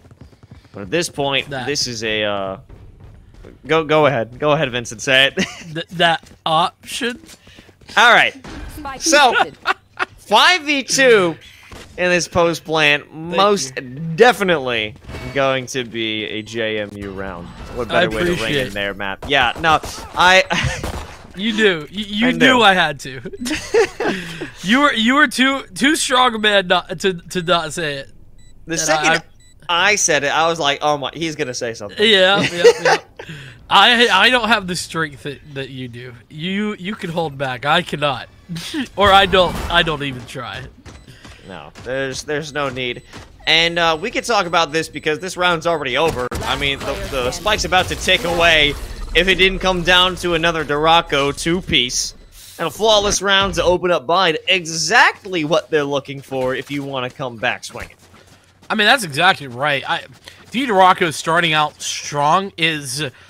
I mean, it's hard for me to say it's like a key part of this because... Listen, JMU played a very close game there before, and Duraco had a lot of really high impact in that second half. but it's definitely one way to get right back in there. Teleport's ready. And it's a very strong way at that. It'll be the anti-eco round, and, well, TMU, I don't think they're going to be given much of an opportunity here. They don't have very much in the ways of investment, Los, and, well, what they have is limited. Stinger. The Kinger. Beautiful gun, the king of all weapons here in Valorant. But a bit of a timing. Almost walking into each other if any utility is used at this moment. Not a frenzy. Could be catastrophic. Yeah, it is a frenzy from Neki. Oh! That's huge. But they realized, no, we can't fight for more on that one. Just some blinds. And hoping for a little bit of safety there. But maybe during reloading, they pick up a second. Still an equalizer, but there's 3 players over on A because they're so used to that lurk. That's a massive opening to pick up 2 kills, even if it won't matter to win the round in the long run for TMU, excuse me. They are on the way. 2 quick rotates, both players in hookah. And now the only players in hookah. Ooh, long range. See, as mentioned, big investments and big moments. To lose 3 players is not ideal for James Madison. Yeah, all of them invested into that one. So we'll be losing out on Spectres, Stingers even. And that hurts the economy, sure. But they keep a Bulldog and they keep a Spectre at the very least. So and we'll have 1 player. It's that hero Darpy on the BD. We'll see if that actually makes a difference. But what I think attributes to that loss is how TMU has been trained to believe there will always be a second push. Fair enough, yeah. That's a good point. The training coming to fruition. Oh, Huns looking for it. DiDorocco takes the shots, but that's more than likely going to give them the information that this buy ain't great. Oh boy, that's a great opener from K and crew. As they have to give up that rifle, there's no way they can keep it. DiDorocco now with the Vandal potential to bring out the tour de force. But actually, they'll stay alive. Neki finally dies, but still turns out into 3-on-3. Inside elbow. It's an isolated Cermak. But they've been red. Bread is there waiting for them. They've been red and bread. Don't think about that too much. Flicks. A nice shot, and then we'll follow it up. The TMU double kill via Flicks on the frags. It's Toronto putting in the hard work, and Neki, especially that little re-aggression right there. It's dangerous. Don't get me wrong, Los, but I love the confidence to go for that play from Neki, confirming a frag, and then even gets away with it to a certain extent. It's just brilliant stuff. Toronto now up against a pretty significant purchase, though. James Madison, they were very passive in their approach last round to their purchases. Didn't want to over-invest. They paid attention in Econ 101. It's a big investment with that tour de force right there. Losing that out, or even taking a risk against it. It's a great move to drop that smoke.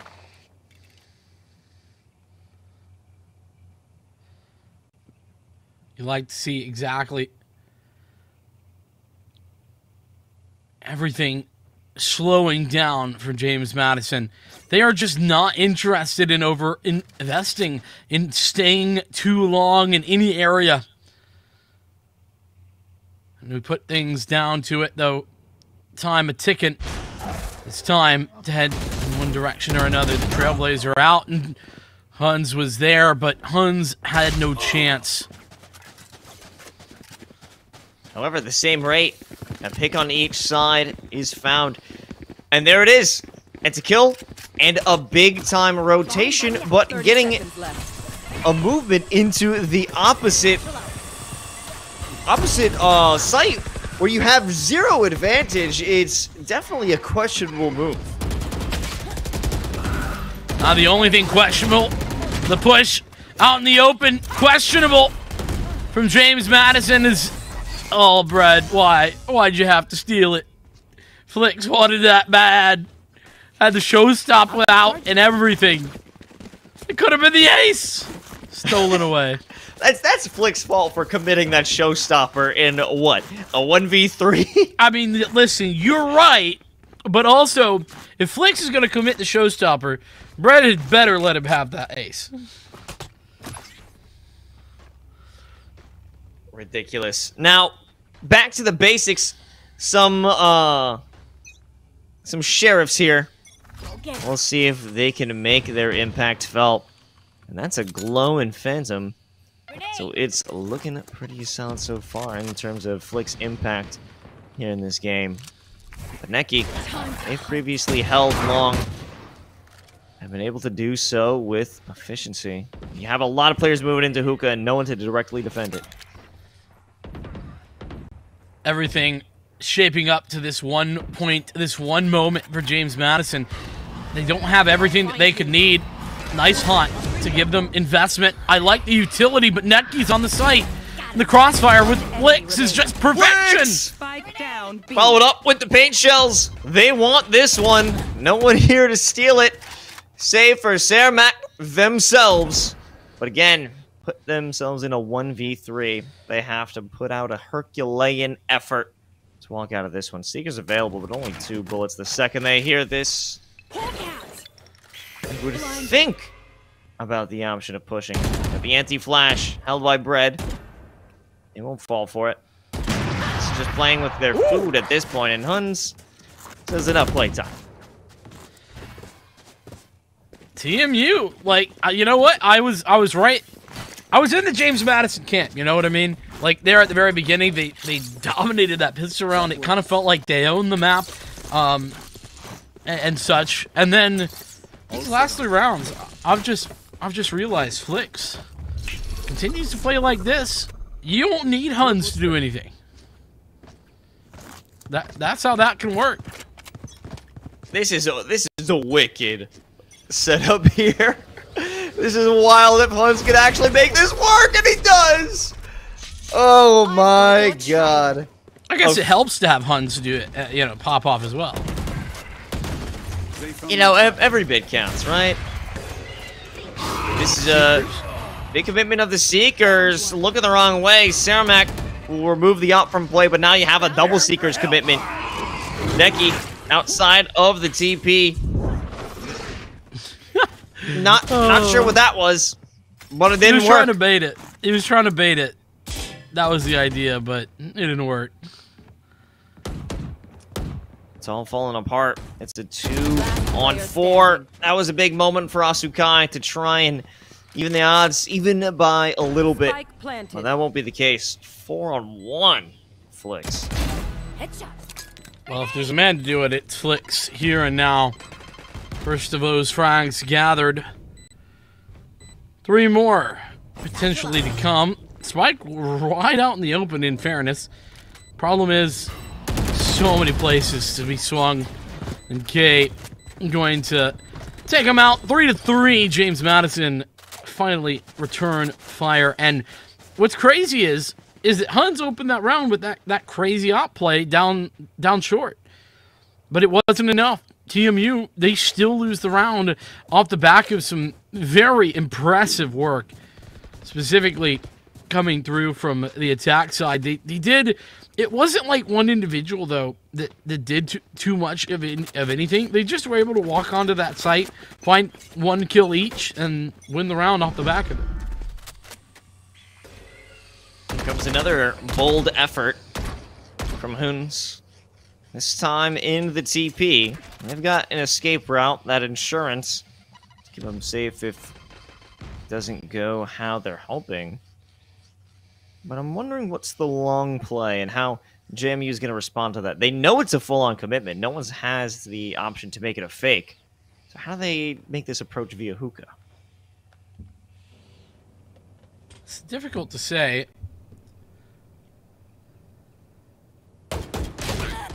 Ooh, Neki. That was such a nice attempt. It's too bad it doesn't go their way. And here comes the Nightfall to push forward. We've got nothing. Flix now. We're getting some more support for Huns. They even make the swing. Do they even know he's here? No! They had no idea. And that's why it was perfect. Darby was looking away. But are they actually going to commit to this? I think it might be an option to bait 30 out seconds left. one of these players before they even make a commitment. Asukai could be on the chopping block, but there's no safe spot to make this plant. What is this?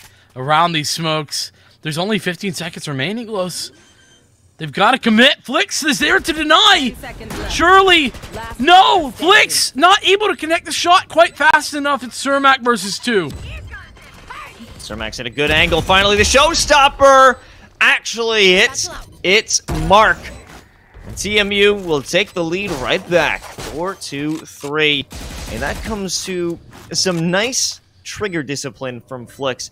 Realizing that he doesn't want to expose himself, it gives a great opportunity because JMU thought they had Hoop cleared out. They only thought it was Huns there. But with that extra surprise player, it makes it all the more sweet.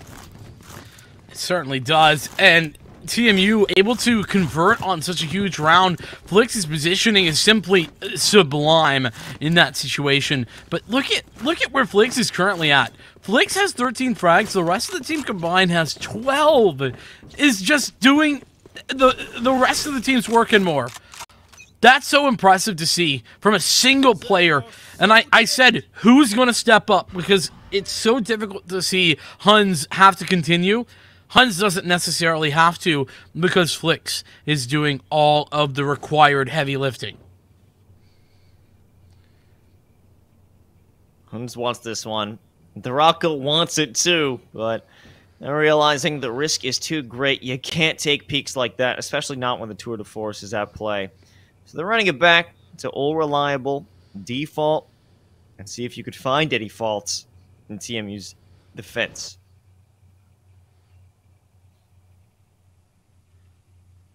Yeah, this Tour de Force, absolutely imperative that it gets value here. Durako entering in, and that shot is going to mean it's time to go. Showstopper's out. Wait, why? Misclick, unfortunately, gives Neki time to take out the Durako. Fat Finger with fat consequences as well. If they can clear this out, that might be incredibly helpful.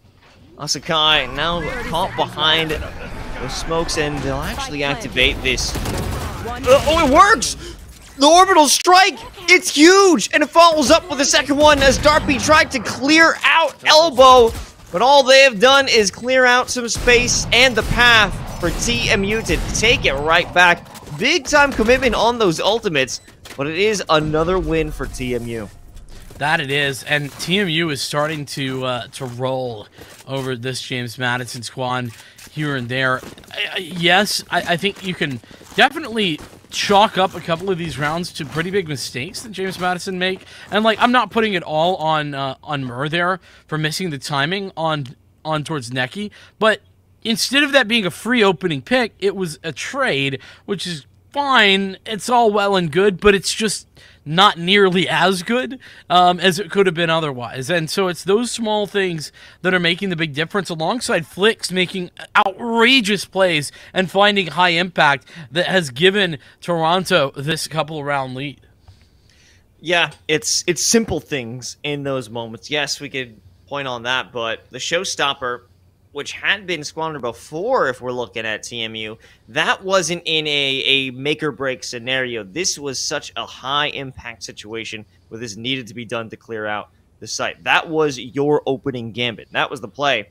And, you know, I don't want to talk too much specifically about that mishap, but things like that, they tend to add up. They tend to build upon themselves, and it's not leaving JMU in the most favorable position. But that's not to say they are completely out of it yet. They go for a light buy here, but they do have ultimates to make things easier along the way. That's a good point. Yeah, they're not entirely empty. Though, I will say the Seekers and... listen, the Orbital Strike is great if you get into a post plant, but getting into a post plant with these weapons is the hard part. But I've got your as mentioned, not nothing, and those seekers are impactful. It's going to be a entirely denied. Neki using that perfectly. Oh, no way! What, Dink? But it's out of range! That's a phantom moment, and Darby takes advantage of it. And they can clear out long. But Asakai, completely undetected incognito to clean it up. Clean! This man's undercover. Asukai, absolutely free. Walking in, and they were running it down. James Madison couldn't do a darn thing about it. And Toronto Metro, they're starting to consistently put on the pressure. You know, at the beginning here, Los, it was Flicks, right? Those first 3 rounds that Toronto won, I would say those were mostly because Flicks just went off. These last few rounds have been different. Everyone's been involved.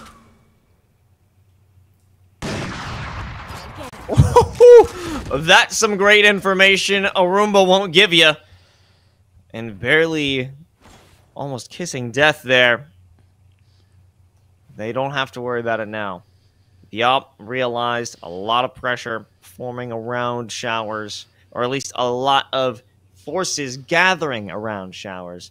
Not much pressure yet, because they've conceded that spot. I want to play it back, but not a single person holding on to A site is looking in that direction.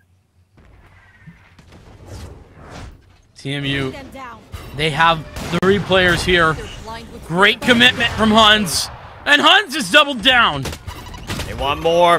Huns even exposes themselves in the pursuit of another kill. A little bit of greed will be their downfall. Brett's been hit by the C's, but it's underneath that smoke, so I don't think Brett has any idea. And they don't, and somehow that's 2 kills. Cermak revealing themselves from you makes it even tastier to win that round with a collat. I'm not gonna lie, it feels like TMU are playing on easy mode right now. I don't know how, like those types of things. You just casually found an extra frag while shooting one player. It's like, oh hey, look, the smoke went down and I found another one. Like what? That doesn't happen. TMU, they are now sitting at a 4-round lead with 4 rounds in a row. And the last couple ain't been close. Spike down B.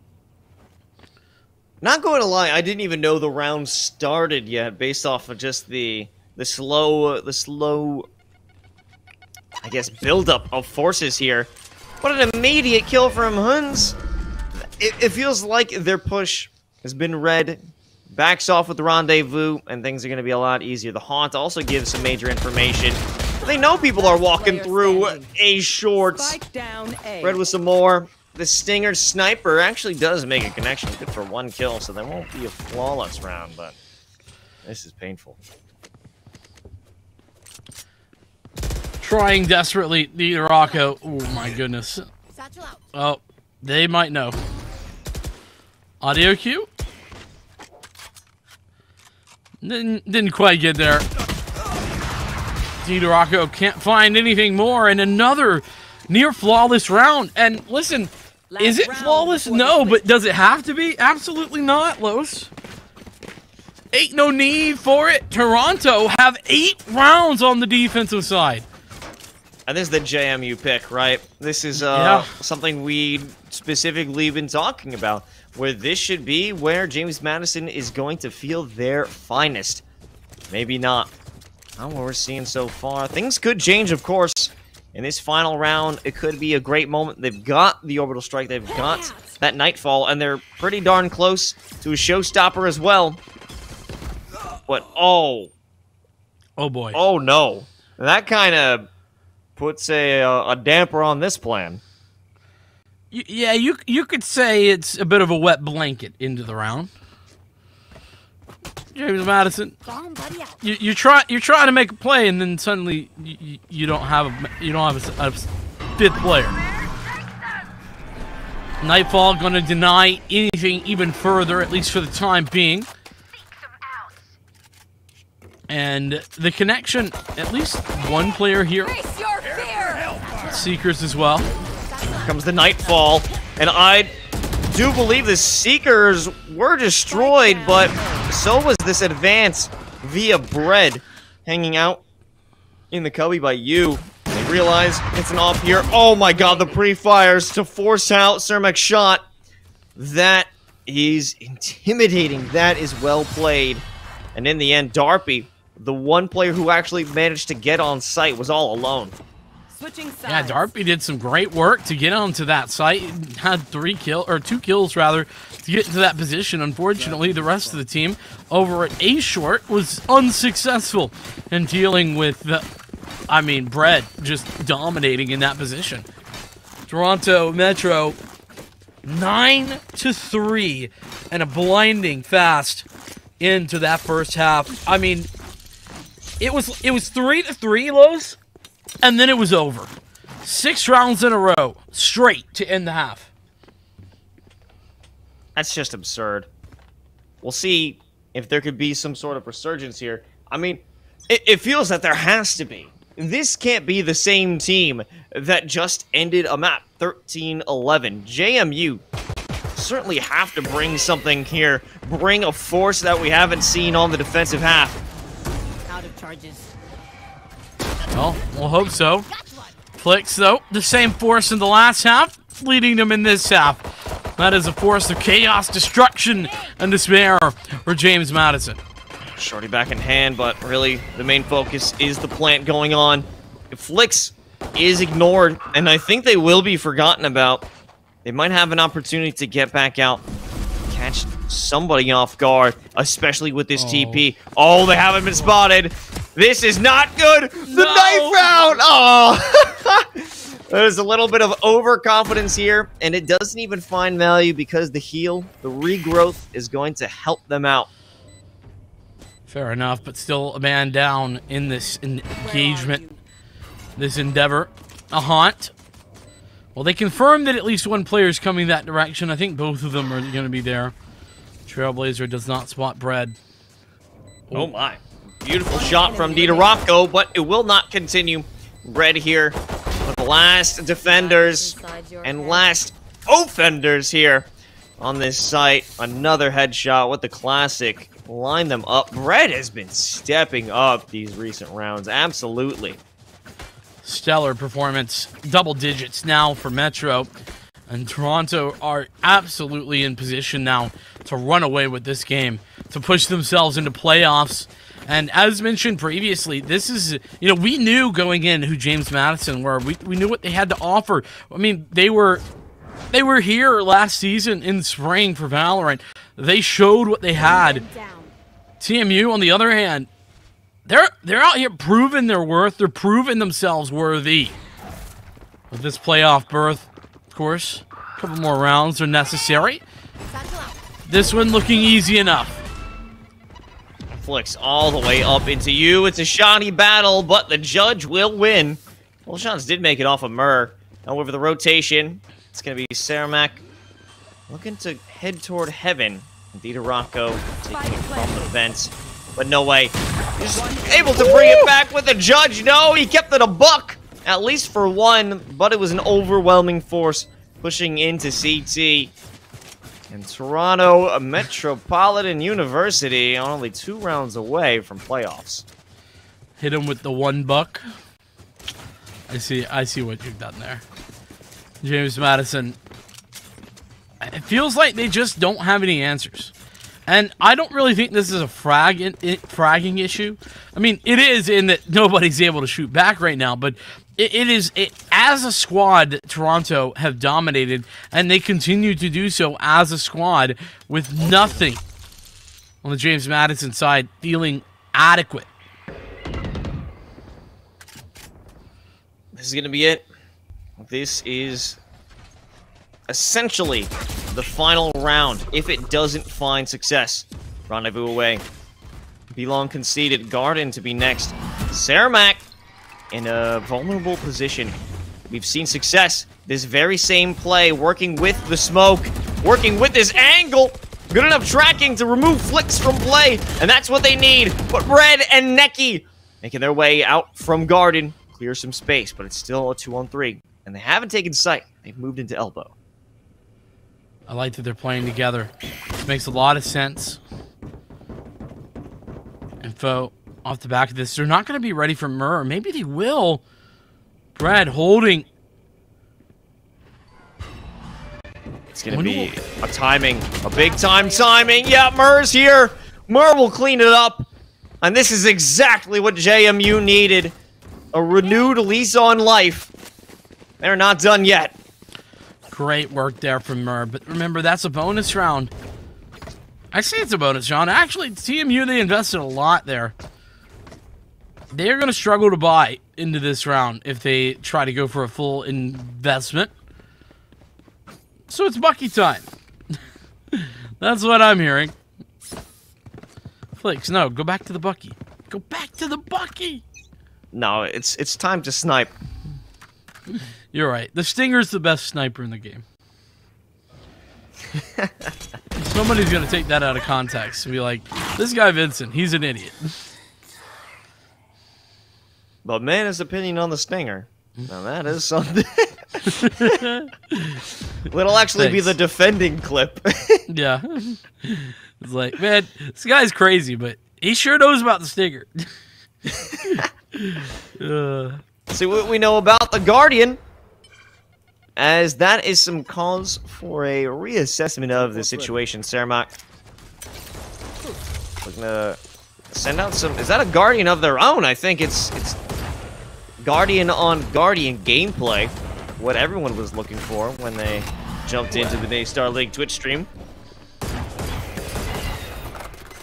Or whatever is going on right now. I don't even know what to call this.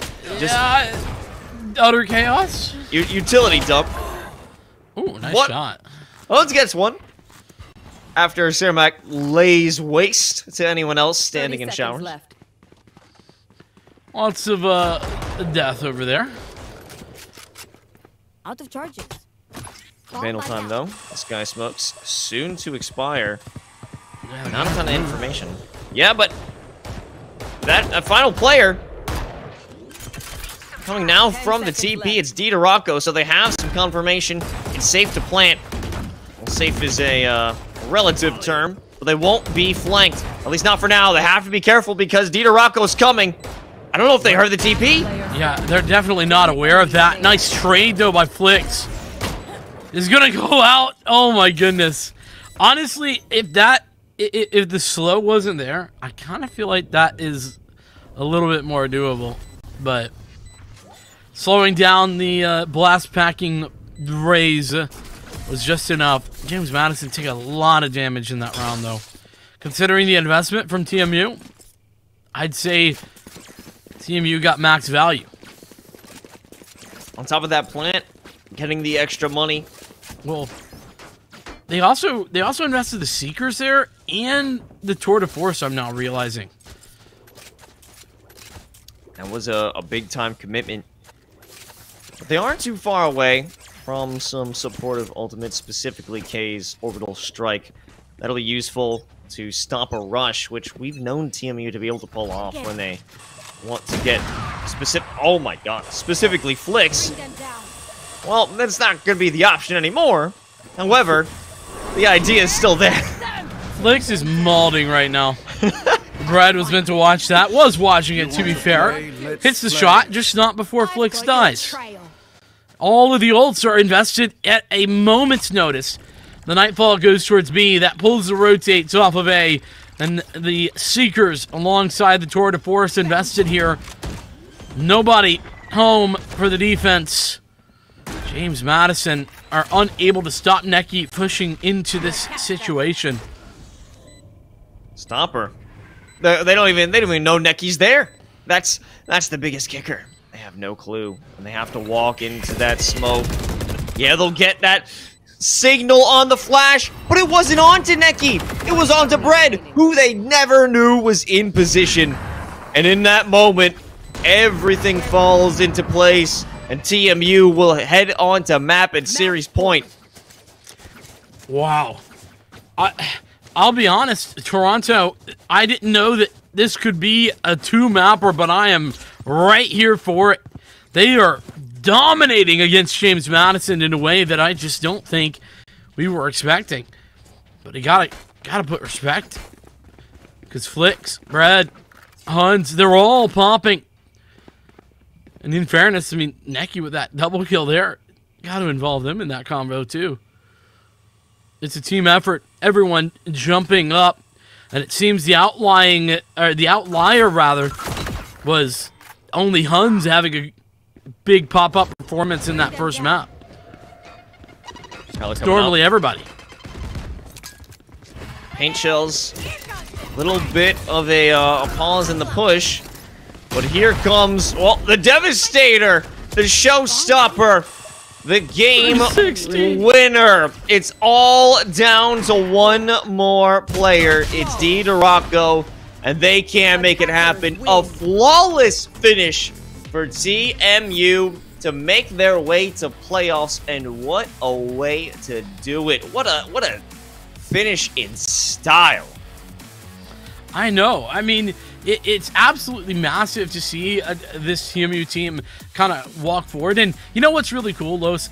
You and I, we do a lot of collegiate Valorant. We know a lot of these teams, and we've seen a lot of these teams. And I think it's so cool for us to come into this with the expectations that we had, knowing that James Madison is a strong team, and not really having a lot of ideas around this Toronto Metro squad. And then to be so surprised and impressed at the same time. That is absolutely so much fun to see, and well deserved. The walk in towards playoffs, it's going to have to be the LCQ slot for James Madison. Hey, and with what we know from them, it's going to be an amazing game, and I wouldn't be surprised if they make their way to playoffs outside of that LCQ. But yeah, I gotta agree with you. This was a real treat to learn about TMU's talent that they're bringing to the table. And I'm gonna be honest, when we were first looking at these matchups, I was sleeping on TMU. I was a sleeper on these guys, and they have made me a believer. I woke up, and I'm ready to see more as we move into the NA's Star League playoffs, because this is just a very, very talented team, and it goes across everyone. And we will be going into an interview very soon with one of the players directly from TMU. Excited to learn more about them, because this is, as I was saying, it's a new team to me. Yeah, that's exactly right. It's beautiful to see everything kind of shaping up, and then everybody having such a phenomenal performance. It felt like nobody was having a bad game at all on this one, and I love to see it. But we do have an interview. Flicks, how is it going? Congratulations on the victory tonight. You had a monumental second game. Congrats. Thank you. Honestly, I owe it all to my teammates. They brought me up when I was down, and we stay here as a team. We win together, we lose together, so we fought it out right to the end and made sure to bring it home for the boys. Firstly, I just want to thank everybody at TMU, at Red Bull, and at AMD. They've put so much effort and so much time into us, and this wouldn't be possible without them, so thank you so much. And honestly, thank you guys for everyone who came out tonight, and the casters. You guys did a wonderful job from what I've heard. And honestly, I can't wait to go back and watch the VOD tonight, because that was a crazy series. All right. I mean, that sounds good, but could you listed a lot of people who are giving you support and like help in the program. Can you tell me a little bit about that? Of course. We have Chris and Jeff, who are the two most amazing men in the world. They put their everything into this program for us, and without them, we wouldn't be able to even have this amazing facility that we're in right now. And honestly, the guys, Matthew, Alton, Eric, Saeed, and Matthew, these guys are here every single day, in, out. These guys are constantly grinding, and without them, honestly, the team wouldn't be the same. So I'm so happy to have them as my brothers, my family, and number one, my teammates. Well, so let's talk about both the program and you and your team specifically, because I mean, Los and I were just talking about how we were sort of sleeping on you guys a little bit earlier. We just hadn't seen you play yet, and so for that reason, we just weren't sure what to expect. But then we were very, very surprised and very happy to see what you guys were putting on display. Talk to me about how you guys got here and what that looked like for you over this entire season. Honestly, throughout the season, we've been really putting in a lot of work. We've been scrimming as much as we can, and we honestly try to go in and VOD review every single day we can. And Sorry. The guy.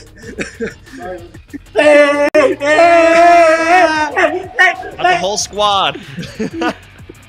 I'm sorry for them. As you can see, these guys are a bunch of goofballs, and honestly, I wouldn't have it any other way. Yeah, sorry, I just kicked them out. But yeah, we come in every single. All good. We VOD review it. We do our best to make sure we learn from our mistakes. We honestly come in here every single day with a fresh mindset, trying to make sure that we do what we can to win. Because at the end of the day, you're not winning tournaments if you're not winning. So we tried to keep that 6-0 record today and make sure we went undefeated. Well, you guys made it. You pushed it to the limit, and congratulations for that. What you have done by pushing it to that 6-0 is you booked yourself a ticket into the playoffs straight through. No LCQ necessary for you guys. Is there any teams that you know are going into playoffs that you are excited to play? Maybe there's some rivalry, or maybe there's a team that you don't want to play that you know they're good and you respect them for it. Tell me about that. There's one team, Northwood. I have one friend on Northwood. It's Ferbs. He's an old teammate of mine, and that boy is cracked. So that's the one team I'm really excited to play. Ferbs, if you're watching this, brother, we're coming for you. We're the dark horse of this tournament. Everyone slept on us, and now we're here to show why we're going to win it. Amazing. Everyone was sleeping on you, but everyone realizes what TMU can bring to the table. So congratulations on your victory, and I look forward to seeing you guys compete in the playoffs. Thank you guys so much. Thank you guys so much for casting. And honestly, hopefully we get to have you guys cast again. We'd love to see you. Have a good night, Flix. Thanks so much. Thank you guys. Have a great one. Well, that was honestly an amazing night of Valorant here at the NA League. 2 fantastic series and 2 amazing results. But the action, it's not over. Because we still have an opportunity here because our friends at the Army ROTC want to give you a chance to win a free camo Herschel Little America Backpack Pro. I'm not allowed to win it according to Vincent, but you can here when you check out NA League on Twitter. You know that we got it for you. Guys, don't tell Los that he's not allowed so that I can win it. Shh. Let's keep it between you and me. What I don't want to keep between you and me is the rest of our games that are happening all the rest of this week and over the weekend. By the way, it's playoff season. It is that time, and that means we are going every single day. Rocket League, Overwatch 2, Super Smash Brothers. You want it, we got it. We'll see you here for it at the same exact place, pretty much all over the weekend, various times, and definitely check it out if you want to keep up to date. NA League Twitter is where you want to be, but Los, unfortunately, it is time for us to say goodbye, my friend. What a pain it is. We love to be here, but ultimately we gotta go. People have to sleep. College kids can't be playing up all night, but that's okay. It's also great, the reason that they can play, because we want to thank all our sponsors here at the NA League: Extra Life, Corsair, Monster, BetterHelp, Duncan, Mavix. Thank you all for supporting this league, and thank you all to the fans, the players, the competitors, the coaches, and everyone in between for making this league great. Well, that's it for us. I'm Los, joined by Vincent. Thank you, and have a good night.